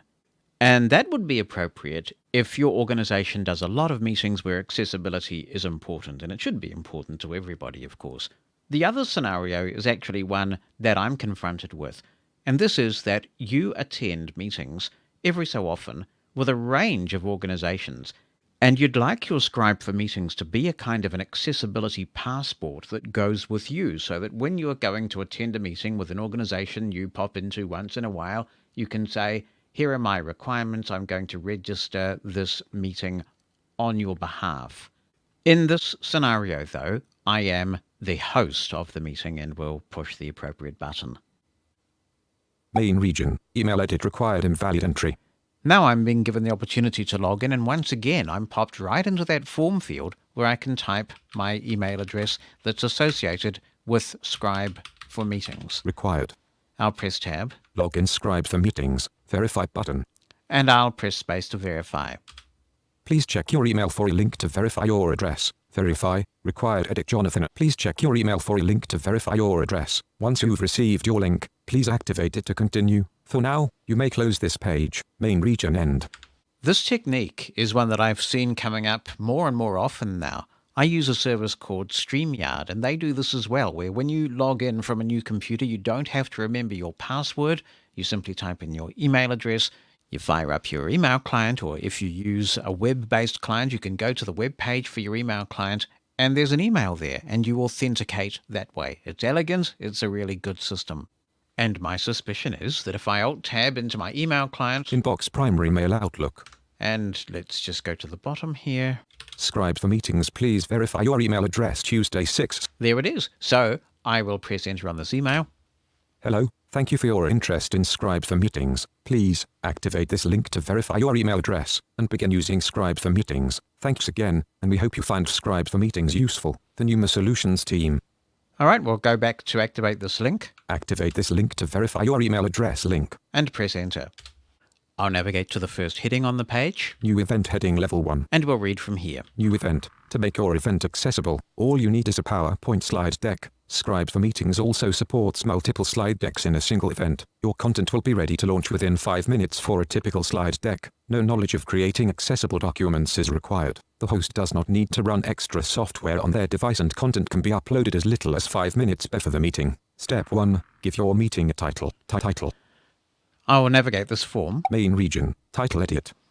I'll type in Scribe for Meetings Test and confirm. Title edit Scribe for Meetings test. I'll press Tab. Untitled Scribe for Meetings. PowerPoint file button. Now I need to upload the PowerPoint slide. And I think for this, I'll use the presentation that I gave on Global Accessibility Awareness Day. So I'll press the spacebar.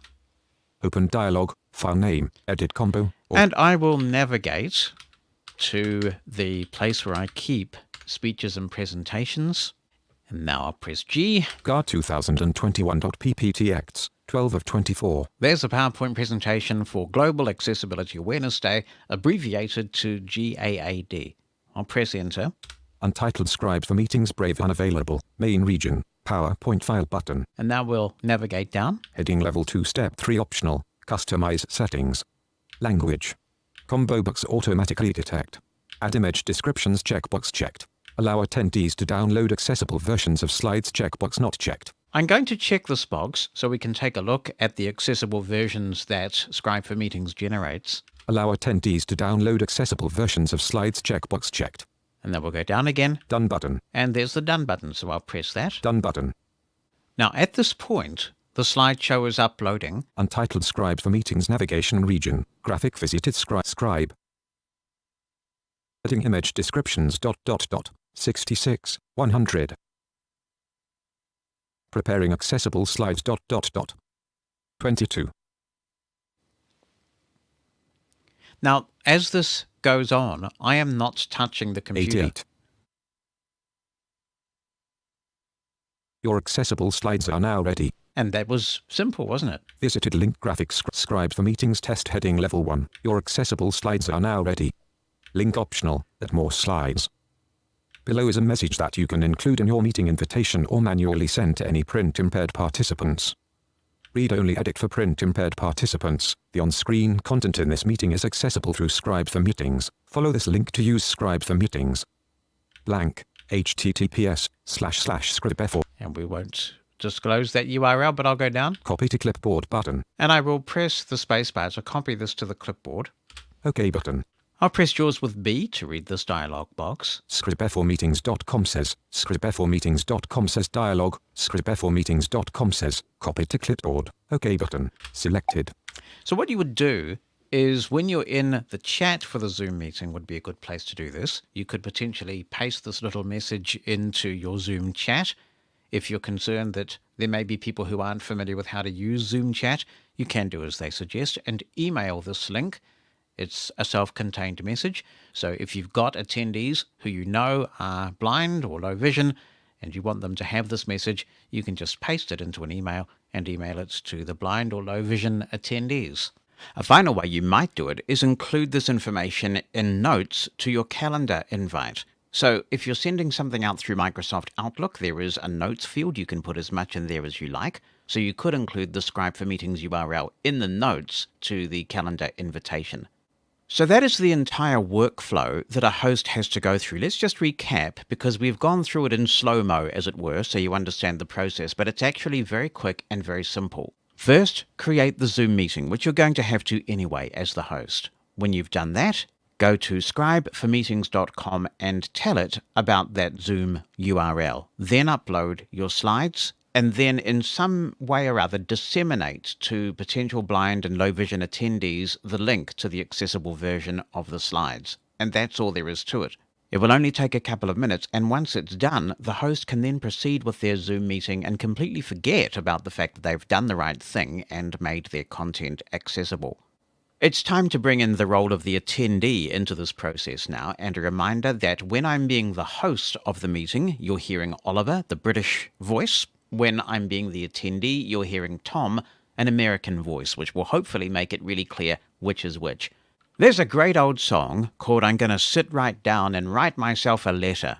I will spare singing it for you. But it's a great old song. You hear it on Mushroom FM sometimes. Well, in this case, I've sat right down as the host and I've sent myself, as the attendee, an email. And on the attendee computer, it's now in the Outlook inbox there. Jonathan Mosen Zoom meeting. There we go. I will open that email and see what it says. Hello, Jonathan. This is Jonathan. Now, Jonathan, at the appointed time, please join the Zoom meeting by choosing the following link. Link A. And there's the Zoom URL. I will be running a slideshow which will be fully accessible to you. To use this feature, once you are connected to the Zoom meeting, please choose this link. Link H. And that's the Scribe for Meetings link. And that's all the email says. So it has those two pertinent pieces of information for me as the attendee. The link to join the Zoom meeting and the link for the accessible version of the slides. Now it's time for me to go back to being the host and start this Zoom meeting. So I'll go to the Start menu on the host computer. Search box edit. And we'll go to Zoom. Zoom, and press right to switch preview. And we'll press Enter to launch Zoom. Connecting. Zoom Cloud Meetings. Zoom. And now we'll tab through to find the meeting.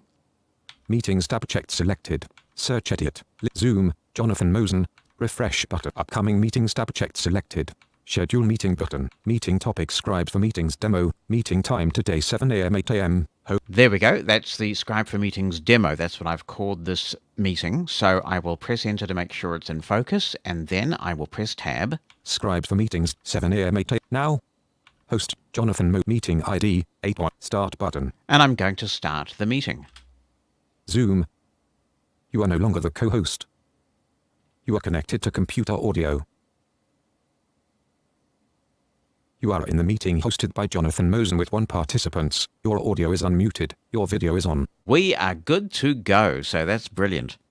The first thing I'm going to do before I forget to do it is to mute my audio here, because with 2 Zoom things in close proximity, it would be great fun if I didn't. Unmute my audio with Alt+A or press and hold the space key to temporarily unmute. I pressed Alt-A on my audio Windows. Now muted. You are muted. Press Alt+A to unmute your microphone, or press and hold the space key to temporarily unmute. What happened there was I pressed Alt-A, the Windows command in the Zoom client, to mute my audio, but then I tried to start to talk, and it warned me that I'm talking, but I am muted. But it settles down after a while, and we should be good from here.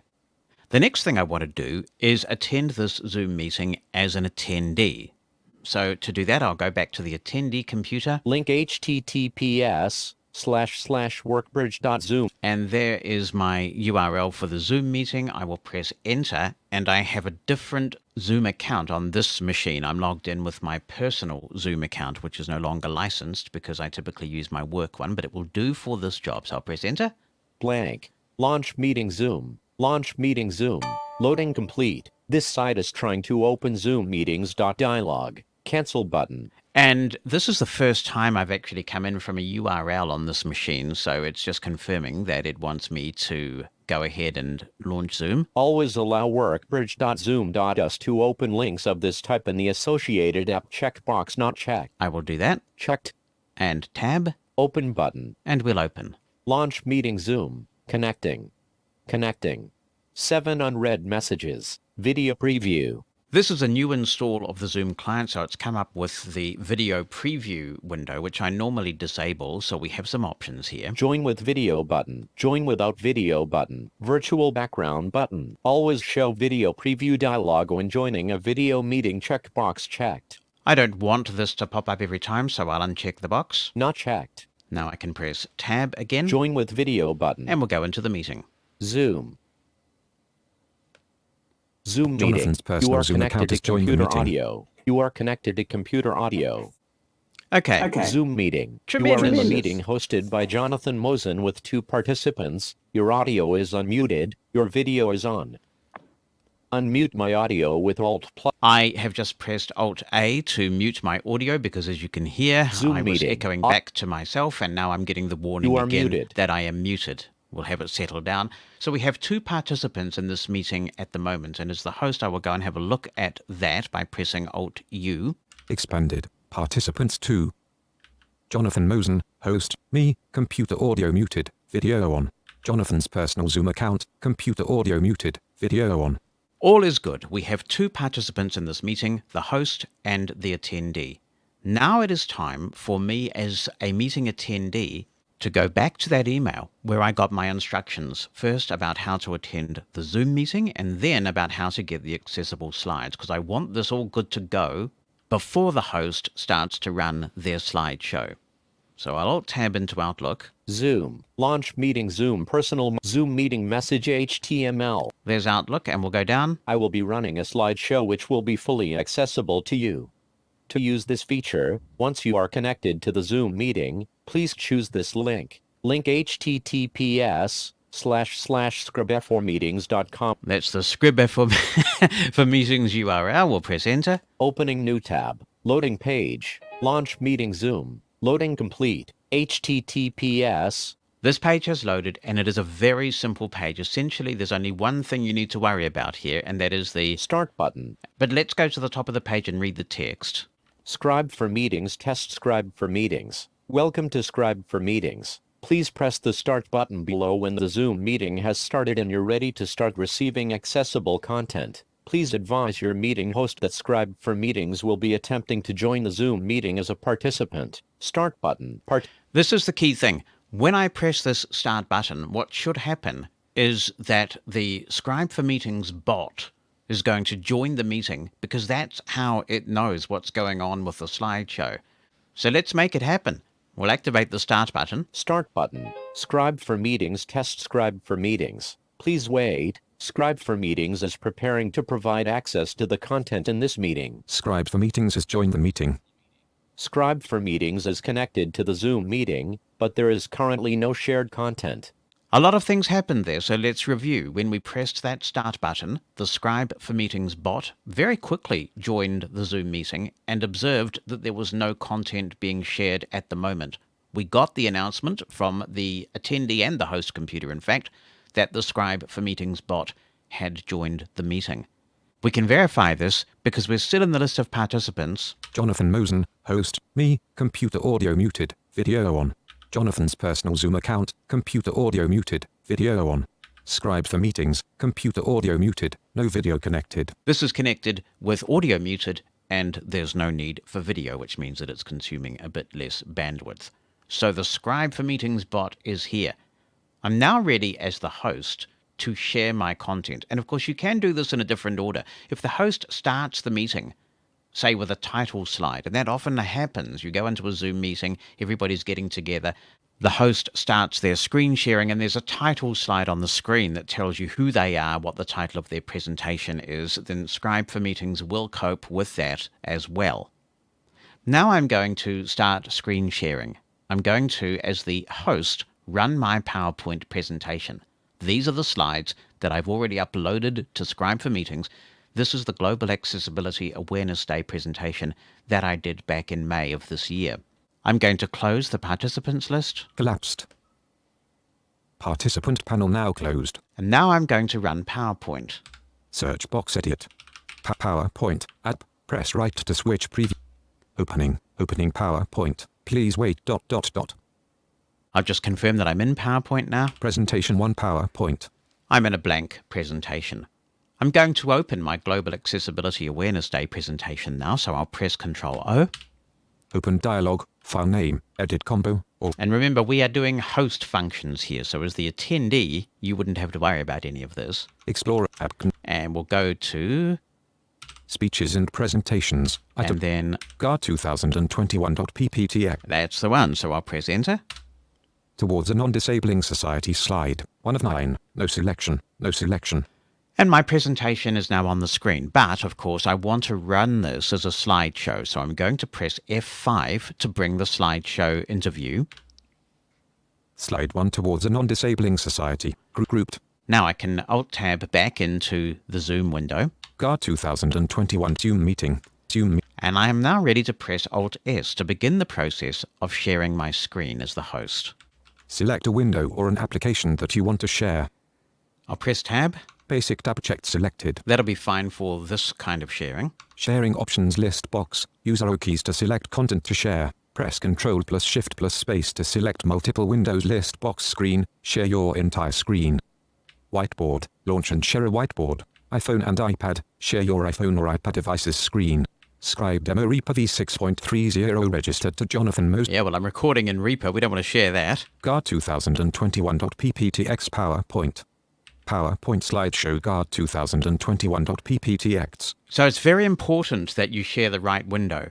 In one window, we have the PowerPoint application where the slides are individually navigable, editable, but that's not the window that we want to share. We want to share the slideshow. So we need to make sure that we look for the window that has the word slideshow in the title. We've found it now. PowerPoint slideshow GAR 2021.pptx. I will press Enter. Jonathan Mosen has started screen share. When I started screen sharing, we got the notification that I had started the screen share from the Zoom application that's running on the attendee's computer. Let's see what's happening on the Scribe page at this point. Scribe for Meetings is connected to the Zoom meeting, but there is currently no shared content. So at this point, it's still telling me that there is no shared content. But I'm going to go back into my PowerPoint slideshow by Alt-tabbing. PowerPoint slideshow guard to grouped object. And there's the title slide, but I'll press the spacebar to go to the next one, and we will see if the Scribe for Meetings bot kicks into gear. Has notes. The difference accessibility has made to me reading newspapers independently, shopping at my place, at my pace, making my own choices, banking with independence and dignity, the paperless office audio description of movies and TV. Download slides. So as soon as I changed slides, Scribe for Meetings kicked into gear. I have my browser window open now. In the case of this other computer, I'm using Microsoft Edge, and you heard the text of that first slide. I can confirm that by reading it back from the PowerPoint itself on the attendee computer. Grouped object. The difference accessibility has made to me. Newspaper with solid fill shape. Shopping cart. Piggy bank document. Video camera. Reading newspapers independent. Smart at diagram. Y. Shopping at my place. At my pace. Pace, so you can hear quite a bit of information there, including diagrammatic content. We'll go to the top of the screen on the attendee computer. Scribe for Meetings. Test Scribe for Meetings. Suspend presentation. Alt plus S button. Read aloud. Alt plus R button. Link download slides. Heading Level 1. The difference accessibility has made to me. Reading newspapers independently. Shopping at my place, at my pace. Banking with independence. In this case, there are some graphics, some descriptions that I can hear in my actual PowerPoint presentation that don't seem to have come over to the Scribe for Meetings version, but all the text is indeed there. If we unpack some of the things we've heard here, there is a read aloud option. And one of the reasons why I have come in with Microsoft Edge on the attendee's computer is that this is particularly effective on Microsoft Edge because they have some fantastic voices now built into Edge for their immersive reader function, and they are available to Scribe for Meetings for this application. So if I go back to the top of the screen, Scribe for Meetings, suspend presentation, Alt plus S button, read aloud, Alt plus R button. I can press Alt-R for the read aloud function. Faster, slower voice download. The difference accessibility has made to me. Reading newspapers independently. Shopping at my place, at my pace, making my own choices. Banking with independence and dignity. The paperless office. Audio description of movies and TV.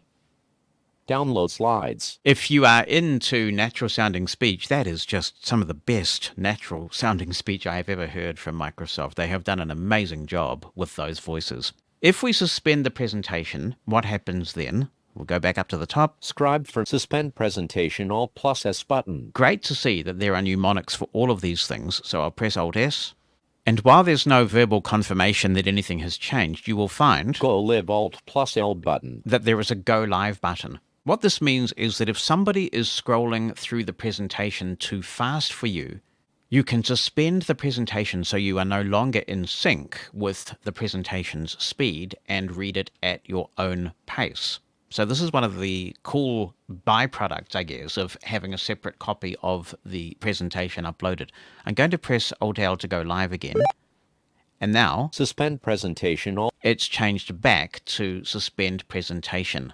After all that, I'm going to advance to the next slide as the host of the meeting. So I'm the host now, and I'm going to press the spacebar to go to the next slide. Has notes. Narrator for Windows, VoiceOver for Mac OS, iOS, WatchOS, and tvOS. TalkBack for Android, Voice View for Kindle and Fire TV. Screen readers. Bullet. Many blind people are good at touch typing. Bullet. The issue is getting information out of the device, not into it. Output, not input. Bullet. Screen readers speak what's on the screen and / or send information to a braille display. Bullet. Several third-party screen readers for Windows, including the famous Druz Job Access with speech. This is being automatically read, and there's no extra verbiage. It's just the slideshow content that is being read by the browser. And I can keep going through like this. Has notes. Blind Slide people for blind and touch screens. Bullet. Double tap the screen to perform an act. And I can press Alt-R, of course. Read aloud. Blind people Faster, and touch slower screens. Voice. A white background with a blue background. Blind people used to associate touch screens with inaccessibility. Fears that blind people would be locked out of the smartphone future. Now, I just pressed Alt-S to stop reading aloud. In that case, it was interesting because it did give me a brief description there at the top. We'll go back and look at this with JAWS. Scribe for suspend presentation. Previous slide. Read aloud Alt plus R button. Link download slides. Heading level 1 blind people and touch screens. List of 8 items. Bullet blind people use to associate touchscreen. Bullet fears. In the case of reading it with the browser and JAWS, it didn't give me that image description that the read aloud function gave me. So that's interesting, but you do see a really nicely formatted, bulleted list here, and it tells you how many items are in the list. So we can proceed with the slideshow and just continue to run it, and you will find that it is all in sync. Absolutely cool to know that you have access to this PowerPoint presentation in this way. And as we saw when we set this up as the host, if the host gives permission, you're able to download these slides, keep them for as long as you need them, review them at your leisure. Let's take a look at the options in that regard. I'm just going to press Insert with F7 to bring up the list of links. Links list dialog. Link. And press D. Download slides 1 of 1. Well, there's only one link on the page. There you go. Download slides. I'll press Enter. Loading page. Blank. Main region. Email edit required invalid entry. So it looks like the download process does require a Scribe for Meetings account. I will enter my email, just typing it in on the rather quiet Dell XPS 15 keyboard, and press Tab. Email edit. Login Scribe for Meetings. Loading page. Alert. Please check your email for a link to verify your address. Once you've received your link, please activate it to continue. For now, you may close this page. And I feel sure that if I find my Outlook, Zoom Meet, Zoom, Inbox Prime, and we'll go to the bottom of the list. Scribe for Meetings, please verify your email address. It is very quick. Hello. Thank you for your interest in Scribe for Meetings. Please, link activate this link to verify. Right. Thank you for link opening new tab. Loading page. Once you've received your link, please activate it to continue. For now, Daisy radio button not checked. Now that I'm logged in, I have a series of radio buttons pertaining to the format that I want to download these slides in. So that we're at a common point, I'll go to the top of the page. Download slide Scribe for Meetings. And now we'll explore the radio buttons. Web page radio button not checked. 1 of 7. EPUB radio button not checked. 2 of 7. Audio radio button not checked. 3 of 7. Microsoft Word radio button not checked. 4 of 7. PDF radio button not checked. 5 of 7. Braille radio button not checked. 6 of 7. Daisy radio button not checked. 7 of 7. I feel pretty confident there's a format here that you can work with and that you will prefer to use. I'm going to choose Microsoft Word. Braille radio PDF. Microsoft Word radio button not checked. Main region. Microsoft Word radio button checked. Let's just explore this by down arrowing to make sure we haven't missed anything. Braille Daisy customize prepare download customize settings button collapsed. Let's be thorough and look at the Customize Settings button. We'll expand this. Customize settings button collapsed. Expanded. And down arrow. Large print checkbox not checked. Prepare download button. There's only one customization choice at the moment, and that is to go for large print, if that will help you to read the content. And then we have Prepare download button. The Prepare Download button. So I'll press spacebar to activate that button. Loading page. Prepare download button. Loading complete. Prepare download. Prepare download button. 2 regions and 5 links. Untitled Scribe for Meetings navigation region. Graphics Scribe for Meetings. List of 5 items. Meetings. I'm going to navigate to the first heading on this page. No headings. Nope, there are no headings, so we'll go to non-linked content. Scribe for Meetings is preparing your download. You will receive an email when your download is ready. Feel free to close this page. I would estimate, having paused the recording, that it took about 90 seconds for the email to come through. Inbox Scribe for Meetings test. Your slides are ready to download when 7/0. And I'll press enter to open that email. Hello. The slides that you recently requested for the Meeting Scribe for Meetings test are now ready to download. Click here to download your slides. Thank you for using Scribe for Meetings. The Numa Solutions team. Well, thank you. I will up arrow. Blank. Thank you for blank. Link. Click here to download your slides. And press enter. Opening new tab. Loading page. Scribe for Meetings is preparing your download. You will receive an email when your download is ready. Feel free to close this page. Loading complete. blank, tab bar tab, tab actions menu button menu, downloading, God 2021.docs, 3.8 megabytes, downloads completed. A bit of extra verbiage there as the download dialog popped up, but it has automatically downloaded. If I go to my downloads folder now by going into File Explorer, and press DO for downloads, that should be enough to get me there. Downloads, items view list. Let's have a look. Not selected, God 2021.docs, 1 of 100. Let's open that Word document. Opening Word, God 2021.docs Word, God 2021.docs, God 2021.docs. And we'll just explore it. Heading Level 1 towards a non-disabling society. Jonathan Mosen MNZM page break. Blank. Heading Level 1 The difference accessibility has made to me page break. This is really cool because on each page you have a separate slide. What that means is I can press Insert with Z to go into the JAWS Navigation Quick Keys mode in Word. Quick Keys on. If I press H. Heading 1 Screen Readers. And H again. Heading 1 Blind People and Touch Screens. So I'm moving through the slides. I can also press the space bar. A white background with a blue background image page break. Level 1 Bullet Blind People use to associate touchscreens with inaccessibility. Bullet fears that Level 0 heading Level 1A Fair Go page break. Level 1 Bullet New Zealanders believe in a fair go for all. Bullet accessibility is karma. Yes, indeed. So you can navigate by heading to get to the title of each slide. You can also navigate by page. It's beautifully laid out so that you can navigate the presentation after the fact. Or, of course, you can download the slides as they are being presented if you find it easier to have them open in your Word processor, your PDF viewer, whatever you choose to use. I know there's a lot more to come, but that is what Scribe for Meetings looks like at the beginning of July 2021. You can find out more by visiting scribeformeetings.com. There are no dashes or anything like that, and there's no number in it, so it's scribeformeetings.com. Mushroom FM. The final hour of Mosen at Large on Mushroom FM is coming up, and that includes the Bonnie Bulletin. We'll talk about a problem that you might want to grill a manufacturer about and various other things. 5 o'clock Eastern Time sees Steve Cartway here with another edition of the early years, looking at version comparisons. Dan Sweeney's One Hit Wonders is at 7, and the Snowman is in at 8 with another edition of Snow White FM. Mushroom FM. Mushroom FM. Mushroom FM. Mushroom FM. Mosen at Large Podcast.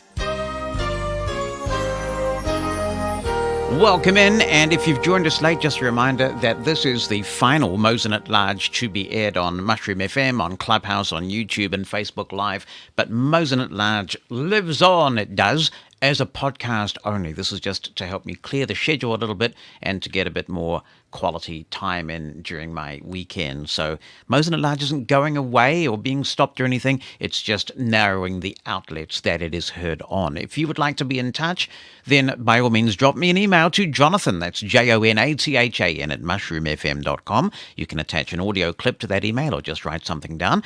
Twitter is open as well, and we've heard from a few people actually. Matt Campbell's tweeting in, I guess he's listening to the review, talking about splitting infinitives and how he was saying that he's read a grammarian who makes the point that this whole split infinitive thing really goes back to the 19th century when there was a bit of a fetish for being aligned with Latin and that it's not such a big deal. And I've had several grammarians that I've read saying the same thing, so I will boldly split infinitives. How about that? Anyway, you can tweet with the Mushroom FM hashtag. Maria Christic has done that as well. You can also call the listener line, 864-60-MOSEN. That's 864-606-6736.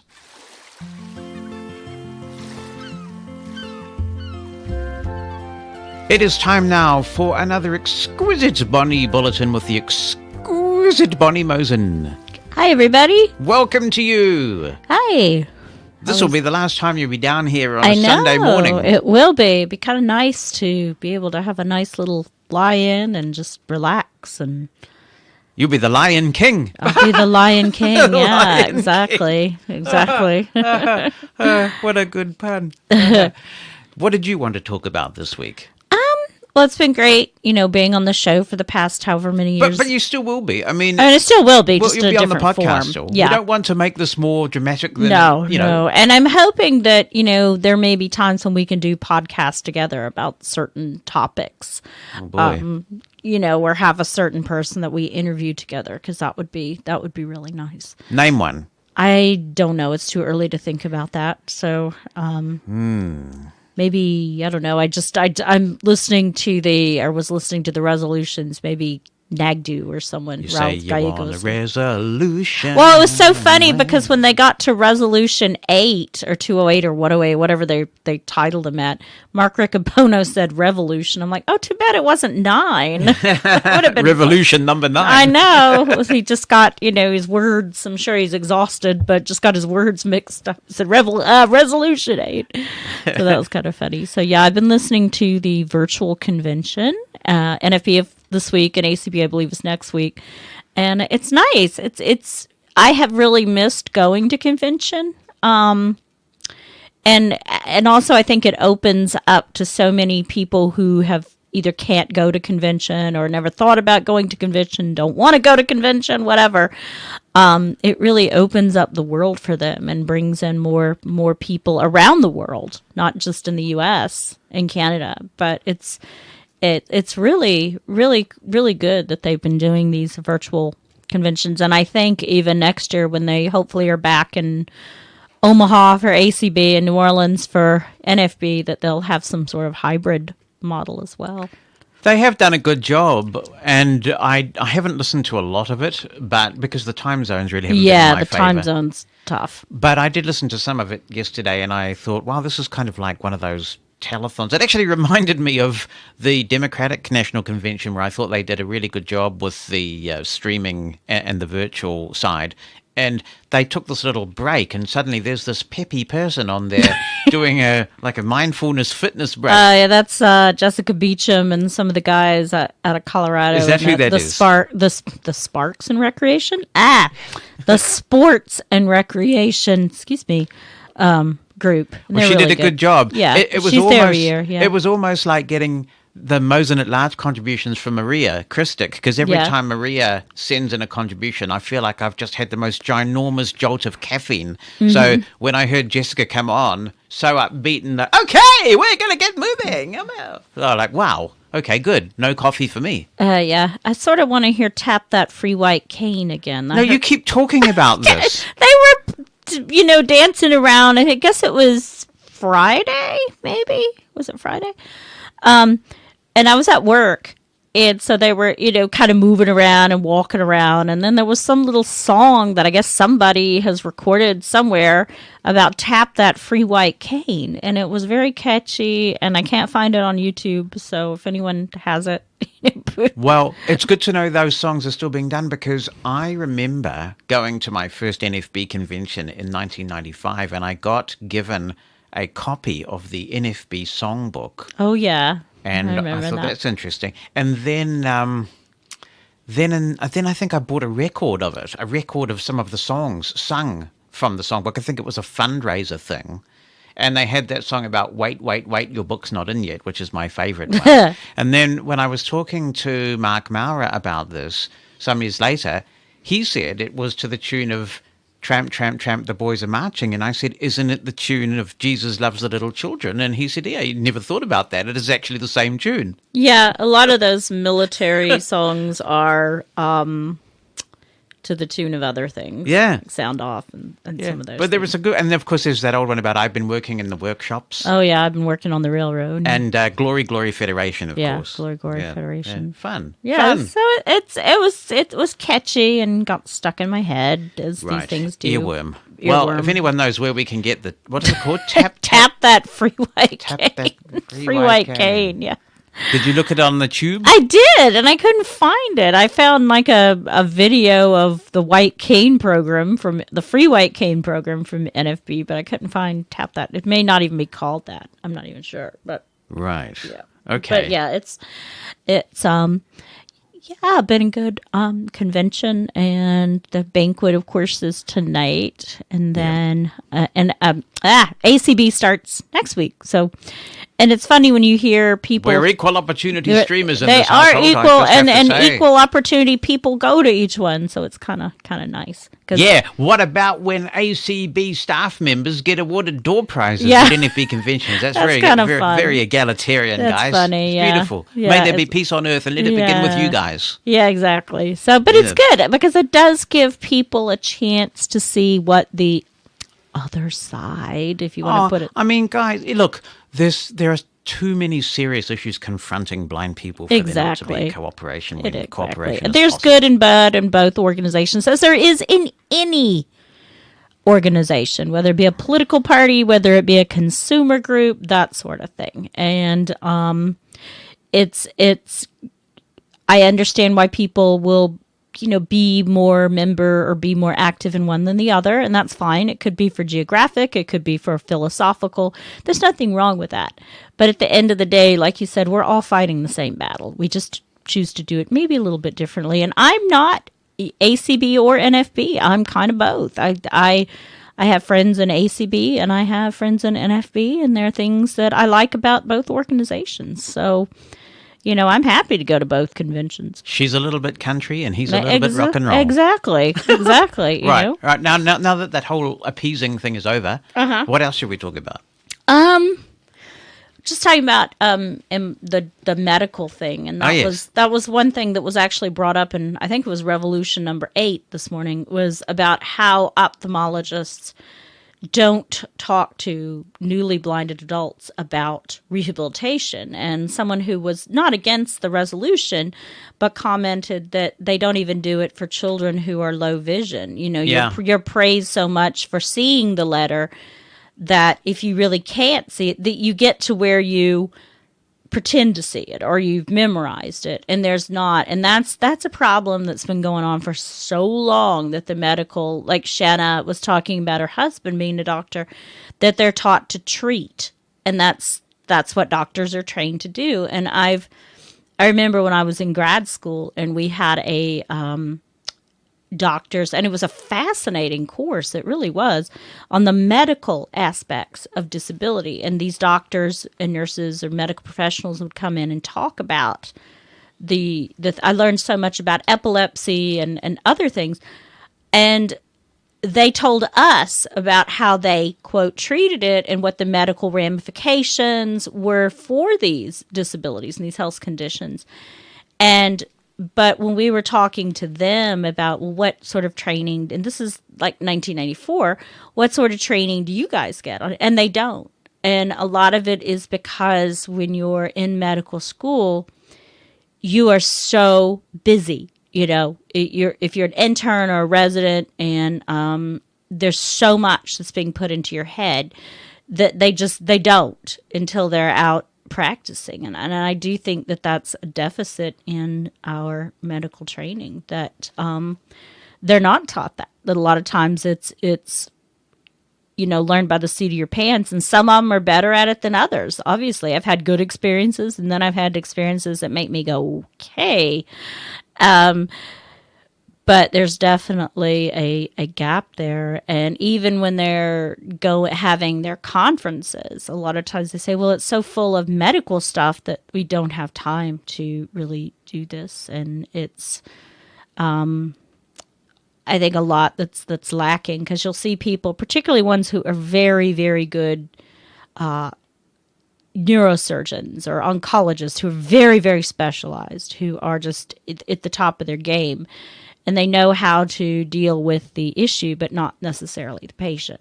I think there are two issues. One is a broad one, which talks about the way the medical profession in general thinks about disabled people, and it's almost as if they can't get past the actual impairment. Yes. And look at you as an individual with dignity, with capacity, despite an impairment.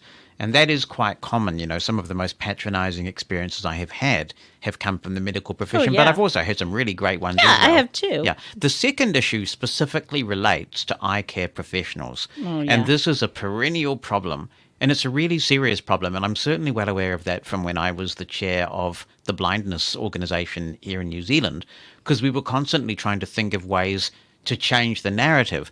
But what often happens is somebody gets to the point where there's a diagnosis and the eye care professional says, there's nothing more I can do for you. You may as well go home. And often it's even worse than that. It's you're going to be dependent for the rest of your life. Don't expect to work. I've heard of people being told this. I've heard of it as recently with a person in their 20s. Yeah, Was told that don't by expect you can work have a and job. income and the ophthalmologist. You're going to go blind, so you won't be able to work. Yes. You'll be dependent on your spouse. These things are said, and that is outrageous. That's particularly, I mean, hopefully with a little bit of assertiveness, you can overcome the problems of being patronized, even if you shouldn't have to. But when you're vulnerable and you're wondering, what sort of future might I have as a blind or low vision person, for ophthalmologists not to be trained to give that person a bit of hope and at least refer them on to an organization that can give them some perspective and some rehab, that is a terrible shortfall. Yeah. Well, in Massachusetts, and this may be true in other states, but the eye care professionals are required to register people or tell them and register them with services for the blind. Now, the person, it's their choice whether they want to take those services or not. But if and someone from Massachusetts, correct me if I'm wrong, if things have changed, but if they don't do it, they can't be fined. I understand the that's a UK good may idea. have a similar thing, and I'd be interested to hear from listeners in the UK about this, because quite frequently I hear the term from the UK, registered blind. Yeah, and they're registered blind here too as well. Well, I think that the term has come from the UK, but in New Zealand, when people talk about being registered blind, it means being registered with Blind and Low Vision Yeah, New NZ. Zealand, But as I understand it, in the UK, there is some sort of formal process that registers you as a blind person, and I believe that eye care professionals may have to do it. Yeah. I could be wrong about that, so I hope that people in the UK will let us know what it means when people talk about being registered blind in the UK. And I remember when I first moved to Massachusetts, I had to go see an eye doctor to get one of those lovely forms that you have to get if you want to get paratransit or train cards, that sort of thing. And I was there, and I worked for the Mass Commission for the Blind.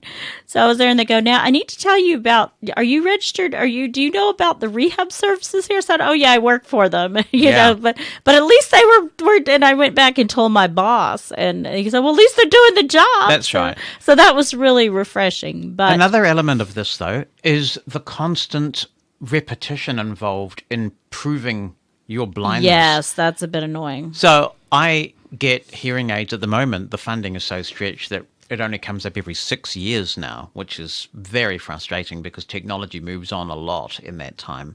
But the last time I did this, I had to go through a process of once again proving that I am still as totally blind as I was since I was born. And it's really frustrating. And actually, you know, some things that I am involved with in my day job require this as well, and it's out of our control. I just wish there was a little bit more common sense applied in these sorts of things, because it's just such a time waster. Yeah, I doubt that I'm going to have a miracle befallen on me. I'm sure there are much more deserving people of miracles than me. Heathen that I am. Anything else you wanted to cover this week? Just talking about employment matters, and Carolyn certainly brought up some very good points. All three contributors had some good points. Some very good points about employment. As some of you know, I just took over the role of work-ready advisor for Blind Low Vision New Zealand. I'm in my 3rd week. And the concept behind this is getting people... But the opinions expressed in this podcast are not those of Bonnie Mosen. are of me and not of my employer. Yeah. So Thank you. I'll put that disclaimer in there. This is a universal issue. It's not a New Zealand issue. It's a universal issue in Voc Rehab, period, is work readiness. And when are you ready to go out? And getting a job is teamwork. And for anyone, not just blind or visually impaired or disabled people, for the sighted as well. Trust me, I've talked to HR people, and they get resumes from sighted people or presumed sighted people, and they're like, did you even read the job ad? You know, you're not work ready at all. So what do you feel in your employment journey over the years helped you or didn't help you when becoming work ready? And what would you have liked to have done differently or had done differently? I know for myself, I never had the and that's where it's so great now with technology, because I grew up in the old days when we didn't have the internet, and like my grandfather, I walked uphill 20 miles both ways. When we got home anyway. But when I was young, I didn't have access to really blind mentors, and I think that was, it's what it was, and I knew what I wanted to do, but I wasn't encouraged in that pursuit, or didn't know people that were doing it, and the quote professionals, education and otherwise, were, oh, well, you need to do this, or this is what blind people do. And as we know, blind people do all kinds of things, all kinds of different jobs, and just having access to that, and people who could talk to you about, hey, this is how I work as a lawyer, this is how I work as a journalist, this is how I work as a, barista, insert whatever career path you want in there. And that's something that I really wish I personally had more access to, is just, I remember when I went to the Seeing Eye for the first time, I met people that were doing all kinds of things. Yes, I think that's right. This is one thing that I am a bit of a broken record on. I think that exposure to adult blind mentors is so critical, especially for kids in their teenage years, because there's a lot going on. Yeah. And suddenly your sighted peers are starting to drive and do certain things, maybe some activities that you feel excluded from, and you do start to wonder, what's my future going to look like? And I think this is one of the areas where consumer organizations really can help. If you can meet people, they don't have to be something extraordinary. Yeah, just not at all. just holding down a job, maybe with a family, or maybe not, just whatever. Just making, as the NFP likes to say, living the life they want. Yeah, just contributing in society, whatever way they want to contribute. It makes you realize what's possible in a world where so often you're being surrounded by people who want to place limitations on you that are often completely unnecessary limitations. So I think the mentoring thing is really critical. Yeah, it is. And there's no way that a professional can know everything about what, and professionals should not be expected to know everything, but to at least have the resources where if someone is interested in exploring a job at Starbucks or starting their own business, then having people that can help them then do that. And I think that in really concentrated rehabilitation training, whether it be at a residential facility or just having consistent rehabilitation training from someone is another thing, just getting you really, and internships and volunteer work and that sort of thing, so that you are able to build up your confidence, because some people just aren't confident going out in the workplace. When I was a kid, I was really keen to work in radio, and I had a lot of people telling me why I couldn't do it. And then somebody came back from an overseas trip and said that they had met and heard a broadcaster in Singapore who was blind, and his name was Roger Cool. And even just knowing he existed, doing commercial radio, the kind of thing I wanted to do, spurred me on. And then later, I had the privilege of working with Roger on ACB radio. So that was really amazing, and I was able to tell him the story that just knowing that he was out there inspired me to continue to give it a go. And Roger died, sadly, far too young, and I a few years ago now, I think, was contacted by his son, who was learning a bit more about his life, and my name had come up in his research, and so I was able to talk to him about his dad and what he meant to me. It was amazing. And I learned the other day when I was at the professional journalists group at the NFB convention, is that Elizabeth Campbell, who works for the Fort Worth Star Telegraph, had been a journalist since the early 80s. And I wanted to be a journalist. I remember when I went to some sort of career fair we had at school. This was when I had started going to the School for the Blind. We moved to Tennessee. Wanted to be a journalist. I was told there were no blind journalists. But yet she was there, and I think there were a few others. And she started out, they didn't have, the journalists didn't turn in their stories on typewriters. They used the old, what was it? We called it the TR-80. Well, the TRS-80. TRS-80, which they called the trash 80. Yeah. But that's how she turned in her stuff, to her editors, and didn't know she existed. Yeah, I know. That's why mentoring is so Yeah. so important. Anyway, well, thank you for another great Bonnie Bulletin, and we'll look forward to, of course, the Bonnie Bulletin continuing on the podcast. And you can join the increasing throng. I must admit, you are getting an increasing throng of people who listen to you on your Studio 70 show, having a wee chat and playing lots of good 70s tunes weekdays at 11 a.m. and p.m. Eastern Time on Mushroom FM. Cool. Tremendous. Thanks, everybody. Thank you. Goodbye. Thank you. Bye. Jonathan Mosen. Mosen at Large Podcast. Mike Calvo writes, I am writing today to share a not-so-positive consumer experience. I would like to encourage blind consumers to advocate and stand up for the rights of disabled consumers and the usability or not of consumer products they purchase. Reviews are so important. Don't run out and give that inaccessible product a 1-star review. Give the manufacturer the chance to realize that they left out an important part of the world's consumer market when designing whatever it is you purchased. If they don't comply, or like in the following story, just don't care, then let your voice be heard as loud as possible and on every platform possible. Our money is as good as anyone else's, and we demand accessibility in consumer products as cost and technology allows. This past March, I purchased a Pit Boss Pro Series 2 1150 grill at Lowe's. Like others, tired of being cooped up for a year of COVID restrictions, I was getting ready for the summer heat and many days spent in the pool, grilling in the Florida sun, in the company of friends and family. I chose this brand and model because it was said to be a solidly built product, had great reviews, and best of all, a great value for the price. The smart technology features were important to me because most pellet grills have inaccessible digital LCD control panels. I have previously owned a Green Mountain Grill's smart pellet grill that did the trick at the time, but for the combination of reasons above, I moved to the Pit Boss. I figured the companion app to the 1150 would be perfect to be able to grill independently using my iPhone and the included voiceover screen reader. When I finally got the grill delivered and began to set it up on my network, I discovered the app was not accessible for blind people using the iPhone.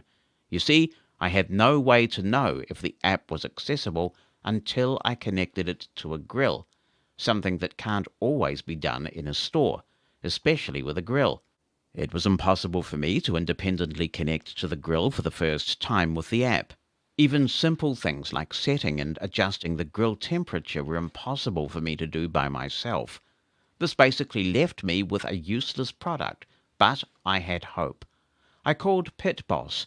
Surely there was something that could be done as a workaround until the developers could make it fully accessible.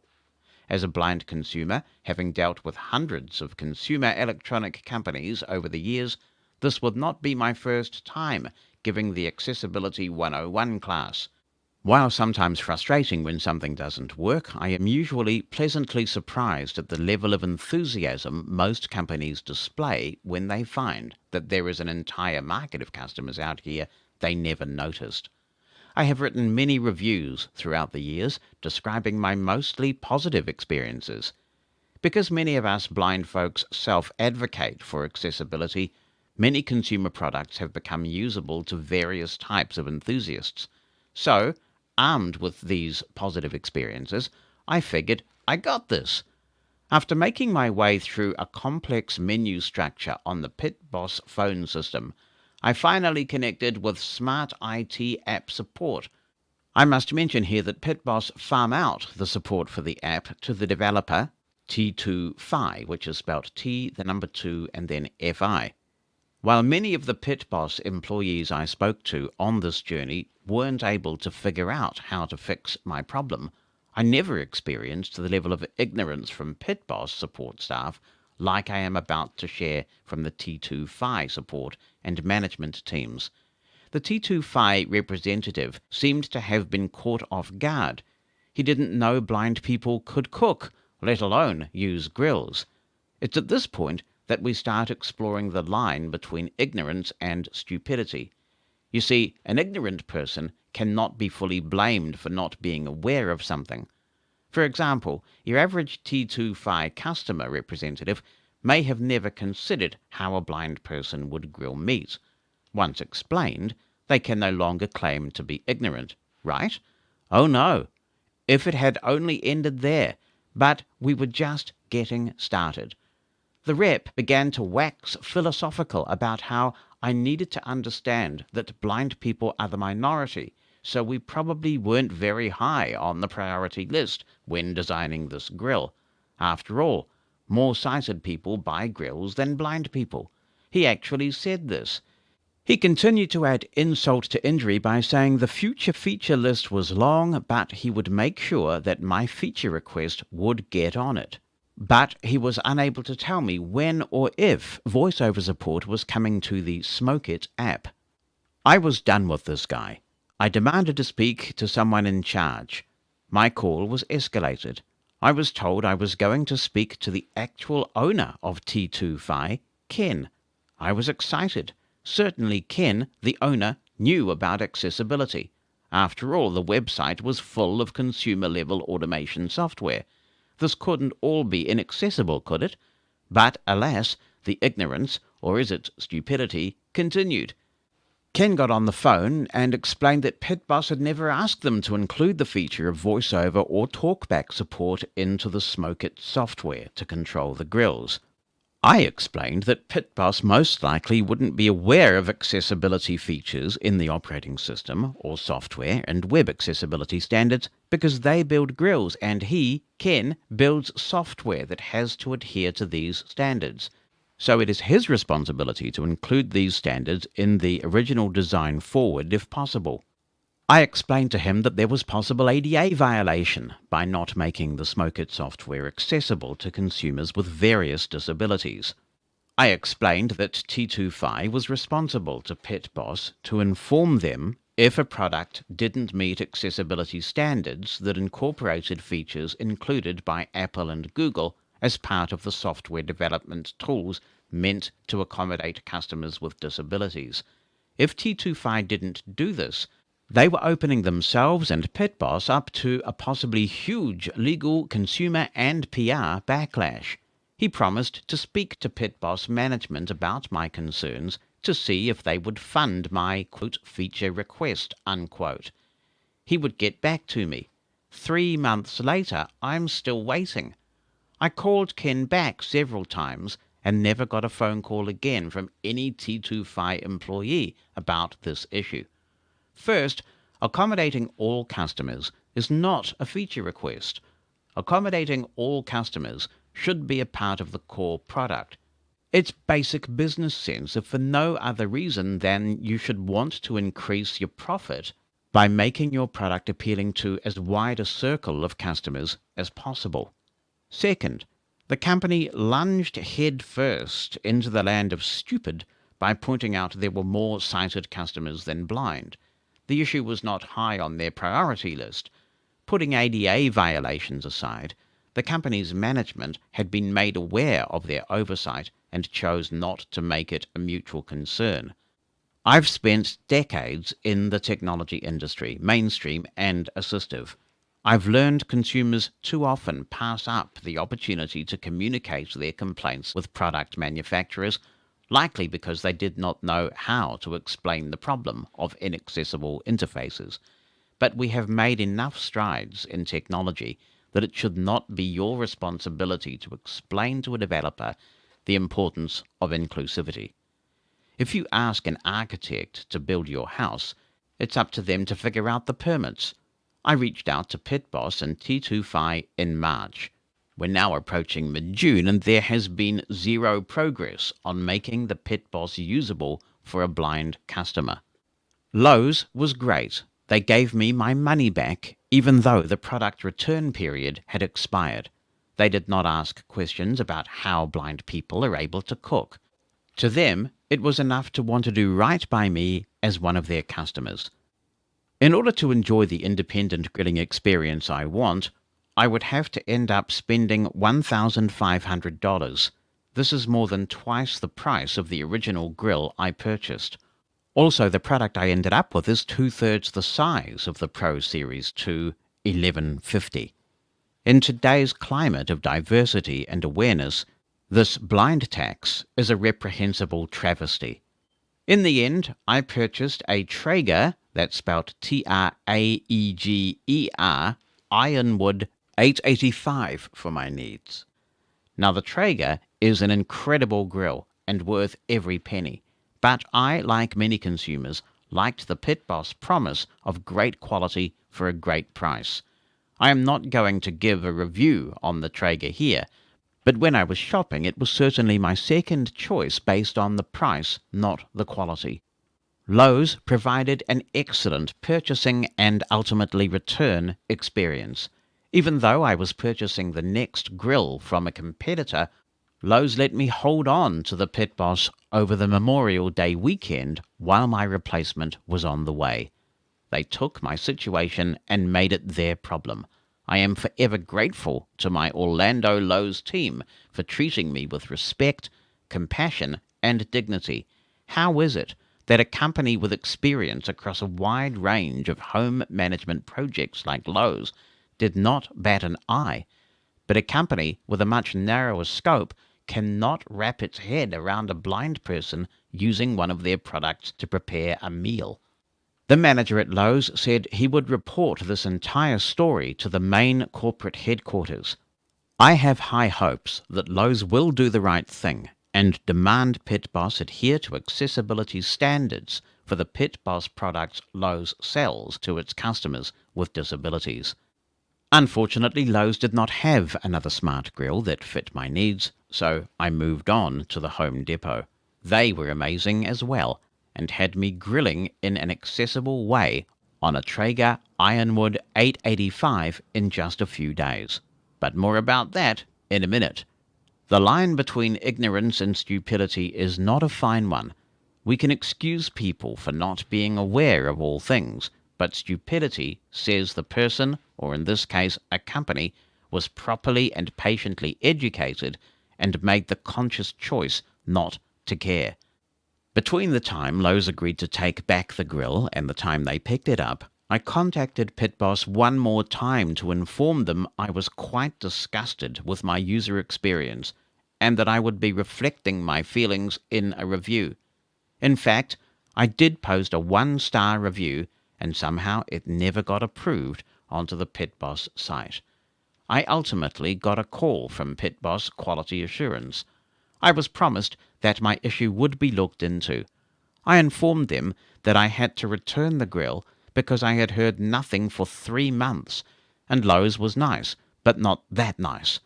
I was given the contact info for the person in Quality Assurance to contact if I had any other issues with Pit Boss. I waited, and after a couple of messages back and forth between Pit Boss Quality Assurance and me, I was told that voiceover support would be out by July. I told them I would be happy to test if they provided me a grill for testing, but I wasn't going to gamble any more of my money on Pit Boss until I saw a concerted effort to serve the needs of Pit Boss customers with disabilities. If I had heard from this quality assurance person the first or second time I had contacted Pit Boss back in March, they might still have a customer. But instead, they have a black mark that will not be forgotten by our community until it is resolved. Despite paying more, Traeger has inspired my loyalty because they have listened to the feedback of the blind barbecue community. Is the Traeger perfectly accessible? For the most part, yes. It can certainly use some accessibility love in certain parts of the app, but I am sure that when I call Traeger with a problem with accessibility of its app, I am going to hear a considerate voice that is going to treat me with the respect a paying customer requires, and the problem will be addressed. As much as it pains my bank account to pay twice the price, you can't really put a price on respect, empathy, and inclusion. So I got what I paid for. Thank you, Mike, for that account and also for your persistence. We are not going to get the change that we deserve, the change that is our right, until we keep fighting the battles in exactly the way that you have. And your experience is a salutary lesson for anyone in business about what happens when people do the right thing and what happens when people do the wrong thing. Some companies in this story have earned your loyalty because of the way they conducted themselves. Others have earned your rightful suspicion. And I had an example of this last year where we updated our Sony Bravia TV because the new version supported HDMI eARC, and that was necessary for using with the Sonos Arc. And what we found was that you couldn't have their screen reader running and the eARC support switched on at the same time. But it took some time for us to get that information straight and talk to Sony, and I was just concerned that it might take some time until we got a software update that resolved the issue. And the store that we bought from let us return that TV and get the new Samsung one that we have and enjoy very much, despite the right of return period having long expired. And what's happened? What's happened is that when we've bought a number of appliances since, I have always chosen that chain, which for those listening in New Zealand is Noel Leeming, by the way, over competitors because of the way that they looked after me on that occasion.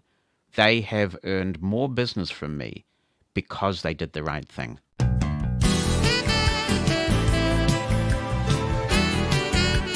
Mosen At Large Podcast. One of the things I've really enjoyed over the years is being involved in various community projects. The internet has brought us together in many ways as a blind community because I think communities can be defined in various ways. We have geographical communities, sure, that we are a part of, our neighborhoods, our works, but I think that also the blind community is a distinct group with needs and interests and preferences that unite us, that bring us together. And one site that has been doing this for some time now is VIP Conduit. And this interview actually began because Barry Jennings sent me a really interesting email. And I thought, well, rather than just read the email, we'll get Barry on the show to have a chat about VIP Conduit and this specific project that he reached out to me about. So, Barry, it's good to have you with us. And as we record this, it's Canada Day, so I'll wish you happy Canada Day on the show. Well, thank you, Jonathan. Thank you for the opportunity. You've been involved in these communities a wee while, right? Because your involvement actually dates back to before VIP Conduit. Yes, it does. I looked after for thepeople.com for some time, for 4 years. And in 2005, we decided that a group of us decided we wanted to form our own community, and we did that. And so as of today, it's our 16th anniversary. So we've been on for 16 years as of today. We officially launched July 1st, 2005. Well, congratulations, because a lot of things don't last that long in internet land. Why is VIP Conduit still going? What do you attribute its success to? Mutual respect for everybody, very little drama. If there is anything that happens, you know how neighborhoods are. You talked about geographical neighborhoods, and you get someone who has a dog that barks all night or doesn't take care of their property or whatever. Next thing you know, people are starting to move out. With our site, our community, if there is a problem, we try to nip it in the bud and do it respectfully and the best way we can without creating too much trouble. And I think that's the key, is that keeping everybody happy and there's very little these days that goes on that causes us any trouble. We're probably the number of account suspensions we can count on one hand. It seems to me that one of the reasons why you're still around is also one of the reasons why Mushroom FM has survived, and that is that you do have a lot of structure. People think that you can build these things and just let anything go, but you've got people who know what they're in charge of, you've got a set of guidelines. There has to be that structure there for a community to survive and thrive, right? Yes, and we're very lucky that we have people who can fill the roles that they have to fill. To begin with, we had an attorney, I don't know if I can mention names, who's still a member. He helped our site get going. He did all the documentation stuff because we actually formed a corporation. Right. And set up a board and set up rules about how the boards would be run and everything. So that was important. We even have insurance for the board because our friend told us that this is important for us in case you get sued quite easily in the U.S., as you know, and so Yeah. for any reason. So we're trying to cover off all those bases. And so when people go to VIP Conduit, what can they do on the site? Well, voice chat is our primary thing. We've got quite a number of rooms. They have we use Team Talk because it's familiar to the blind community. We used our own client for a while, and actually 3 different versions of it that I built, and then we decided, well, this program's on all the platforms, so let's go with it. We also have. I wanted it to be more than just a site where people came to chat. So, for example, in the early days, I built a web forums app, and that combines the best features of web forums and mailing lists. And we have that. We have a little app that you can create little reminders. You got a doctor's appointment or something, you can get the reminder by email or when you log into the site. We've got several little features. We've got a good help desk that I built. Reasonably good, I guess. And we've a ticketing system that is screen reader friendly. So I think we try our best. Oh, there's a weather app that for the U.S. and Canada you can track weather locations, that kind of thing. We try to make it as much as we can, not just about. And of course we have a great big links facility. I should send you the link to that page because we've thousands of links to all kinds of places, blind organizations. It's places like if you want to track your genealogy or do all kinds of stuff. We've built it over many years, so it's all categorized. And then we have this cookbook that you mentioned earlier. So we're trying to, and we run a cooking event once a month as well. We've had other ones in the past, and this one I think it's once a month. So we're trying our best to give people things to do other than going into the rooms. Right. And I'll come back to the cookbook in a minute. A couple of questions. How many members are actively participating? You may not feel happy disclosing that, but it would be interesting to know if you are. Oh, I'm guessing active, depends what you consider active, but maybe there's 100 or so that come in a lot. There's probably 300 and something altogether. These sites tend to be, it's a small market, as you know. Yes. And I wonder whether Team Talk contributes to that, because it is quite a geeky app, especially on Windows and Mac. It's a bit more streamlined on your iPhone, and I guess a lot more people are coming in. But sometimes selecting the right settings, getting the right microphone chosen, things like that, it can be quite a high bar. Do you think that contributes? Possible. The last app that we had, we called it VIP Communicator. It was homebrew. I built it, and it based on the Team Talk SDK, but it was a little friendlier. You didn't have to worry about as many things, like you say, getting the nicknames right and getting the volume right and getting all that sort of stuff. Usually it just worked. But the reason why we switched is because it would have meant we would have had to build an iOS app, an Android app, and so on. And I agree with you. It is a little geeky, although we've done some things with it. You don't have to launch the app. You can just go into the website, click the room link, and it's there. It knows your user ID and password and so on. So we do the best we can, but the choices of what you can use are kind of limited. Since VIP Conduit came along, of course, there's been a real explosion of options. Zoom has been the darling of the pandemic, and also now, of course, we have these services like Clubhouse and the Green Room that Spotify has just launched, and Twitter Spaces, a number of people getting into this audio space. How do you think that impacts on something like VIP Conduit, which is blindness specific, or does it just keep on keeping on? I don't think it affects us much. We tend to be an older group, and I don't know that anybody in there is using Clubhouse. They might be, and I'm not likely to know if they are. So I think some of those apps are going to go away. I'm not sure Clubhouse is going to survive long term myself. I think that it had some cachet because it was invitation only and because we had the pandemic and all sorts of things like that. But now everybody's creating one. I don't know if all of them are going to survive. Some of them will die out. And when you go to VIP Conduit, there are all sorts of groups that you can join on specific subjects, right? So you've got general chat where people can just pop in and have some company and shoot the breeze. But there are also really specific things that you can attend at specific times. We have a schedule. We have everything on the site is pretty much driven by the database. And so things like creating rooms, creating accounts, putting out a schedule, it's all based on our MySQL database. And what's nice is it's possible to do a lot of that stuff without me even being involved. We have a few people who've learned to use some of those features, those admin features, and they do a good job. That's a good thing about a database-driven system, isn't it? That once you've set it up, it pretty much runs itself. Yes, it does. I do I never have to deal with the schedule. We have someone that does that.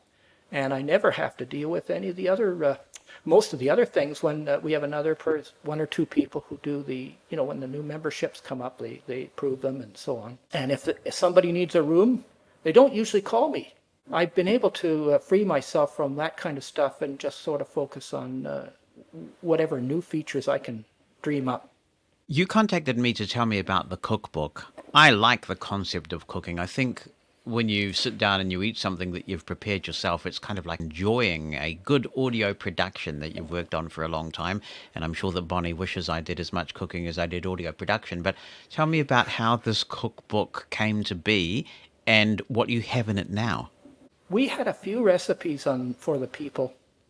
Nothing organized, just they were lying around on the site, kind of not really organized in any way. And I thought, we have a lot of people that like to talk about food. And so why not create a cookbook? I decided, well, I've got a database. It won't take much for me to build something like this where we could have the members contributing recipes. And so we did that. And today we have well over 5,000 recipes. I think the last time I checked it was 5,300 and something. It spread over 109 categories. And I have to say, that's not my doing. That's the guy that does this. There's one or two people that take care of this thing, and they do an amazing job, and people write to them with their recipes. We also have a whole ton of hints and tips stuff that people have contributed over the years. How to store food. There's an interesting thing that I put up the other day called All About Vinegar. I had no idea there were so many uses for vinegar. So there's an awful, and so many kinds. If people are looking at the recipes, they also might want to go down near the bottom of the categories where it is and just look at those hints and tips, because there is a lot of good information there. How to cook things, how to bake properly, how to temperature, measurement tables and temperature tables, and gosh knows a lot of stuff. And am I correct in saying that you've made this available even to non-members, that it's actually just publicly out there now?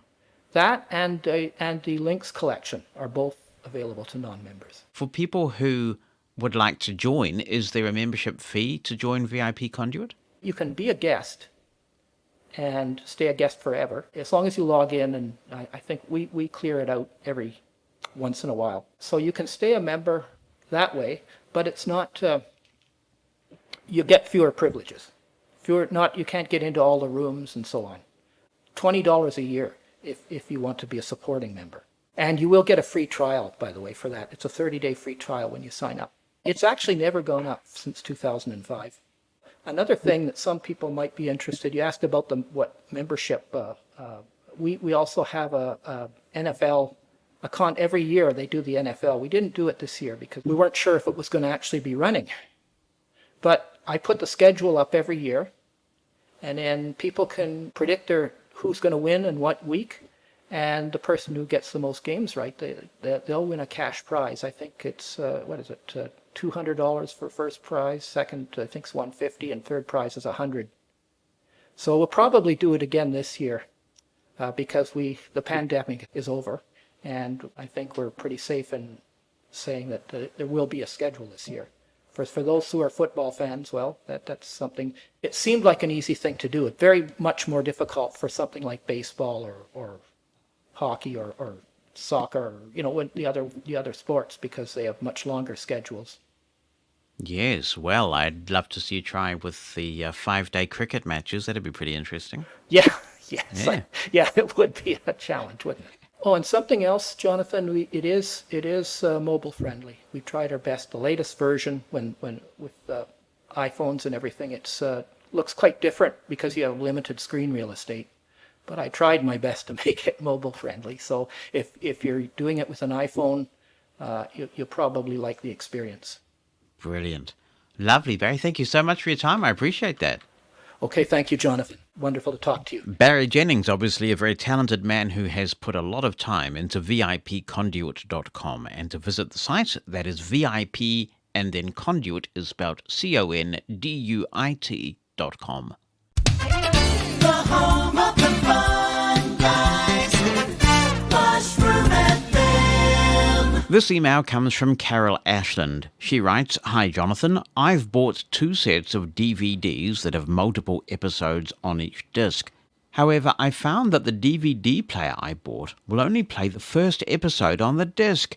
Evidently, there is a menu on the disc that allows a sighted user to select play all, but that doesn't do me, a lone, totally blind person, any good. Does anyone have a solution to this problem?" Thank you for getting in touch, Carol. I too would be interested to find out what solutions people suggest for accessibly navigating DVDs. When I need to do this, I use a program on my PC called DVD Audio Extractor, and it shows me the different files on the DVD, and I can play them on my computer. Now, you may or may not want to do that, and of course you may need to buy an external DVD drive that plugs into your computer to do that. But it's accessible, and it also allows you to extract the files from the DVD, so that once you've done it once, if you're a blind person living on your own, or even in our case 2 blind people living on our own, and we just want the audio, we've extracted the files into something that we can then play elsewhere. But there may be other ways. I think I did hear somewhere about some accessible DVD player that was trying to make those menus talk for when you've got it connected to a television or something like that. But I don't have any details, so if people have strategies or devices for navigating DVD, or more commonly these days Blu-ray discs, please share. Douglas Howard is in Ontario, Canada, and says, "Was just wondering, I have a desktop computer as well as a laptop computer. They are both Dell computers. My desktop computer is brand new, I just received it yesterday, and my laptop is about 6 years old or so. Each computer has a sound card. If I use a screen reader and broadcast music, and I would like the screen reader in my ears playing because I figured that would save from the bleeding out when I am recording, is there a particular sound card I should buy for the computer?" Well, Douglas, I think it's really important to be clear about the use case for any device that you might be buying. So if you are wanting to do internet radio, which is what I think you are saying, then Station Playlist will let you do all of this without purchasing an additional audio device if you want to. So when you're playing music, you can actually mute that music in your headphones through the sound card if you want to, and it will still play out over the stream. And then you can get a beep to tell you when your track is ending and unmute it. So it means, for example, that if you have a busy live show and you want to check social media or emails that might be coming in, you can mute the sound entirely while you do that. Also, audio ducking, which is available in all current screen readers, will duck the audio so you can hear your speech over the music. So you may not need a second device because of the audio pipeline in Station Playlist Studio.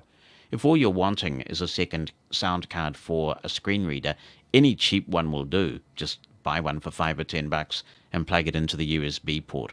So based on your description, that's what I would recommend. If you were dealing with multi-channel, multi-track recording in something like Reaper, then obviously I would make a different recommendation. If you want to learn more about Station Playlist Studio, we do have the Broadcaster tutorial still available. You can go to mosen.org and go into the store section there. You will find Broadcast It, which is a comprehensive guide to the Station Playlist suite. Brian Hartgen and I put that together some years ago. and you'll find it quite informative.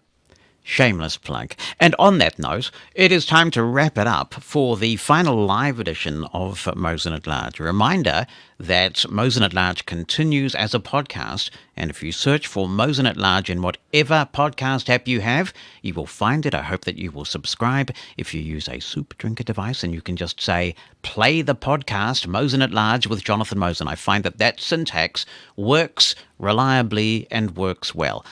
And of course, be sure to join Sarah Hillis in this slot next week and for the weeks to come for Come By The Hills, Mushroom FM's premier Celtic music and folk show. She's going to do a great job in the slot. And I will still be here, of course, on this wonderful Mushroom FM right throughout the week on the Mosen Explosion. I hope you'll join me. You can email me. You can attach audio clips, light stuff, music stuff, because we leave the serious talky stuff for this show, which remains a podcast. So join me, 2 a.m. or p.m. Eastern, every weekday on Mushroom FM for the Mosen Explosion. But right now, it is time for the last time on Mushroom FM to play this music. Thank you so much for being with me on the live version of Mosen At Large. We'll see you on the other side on the podcast. Stand by, because Steve Cutway is here with another edition of The Early Years.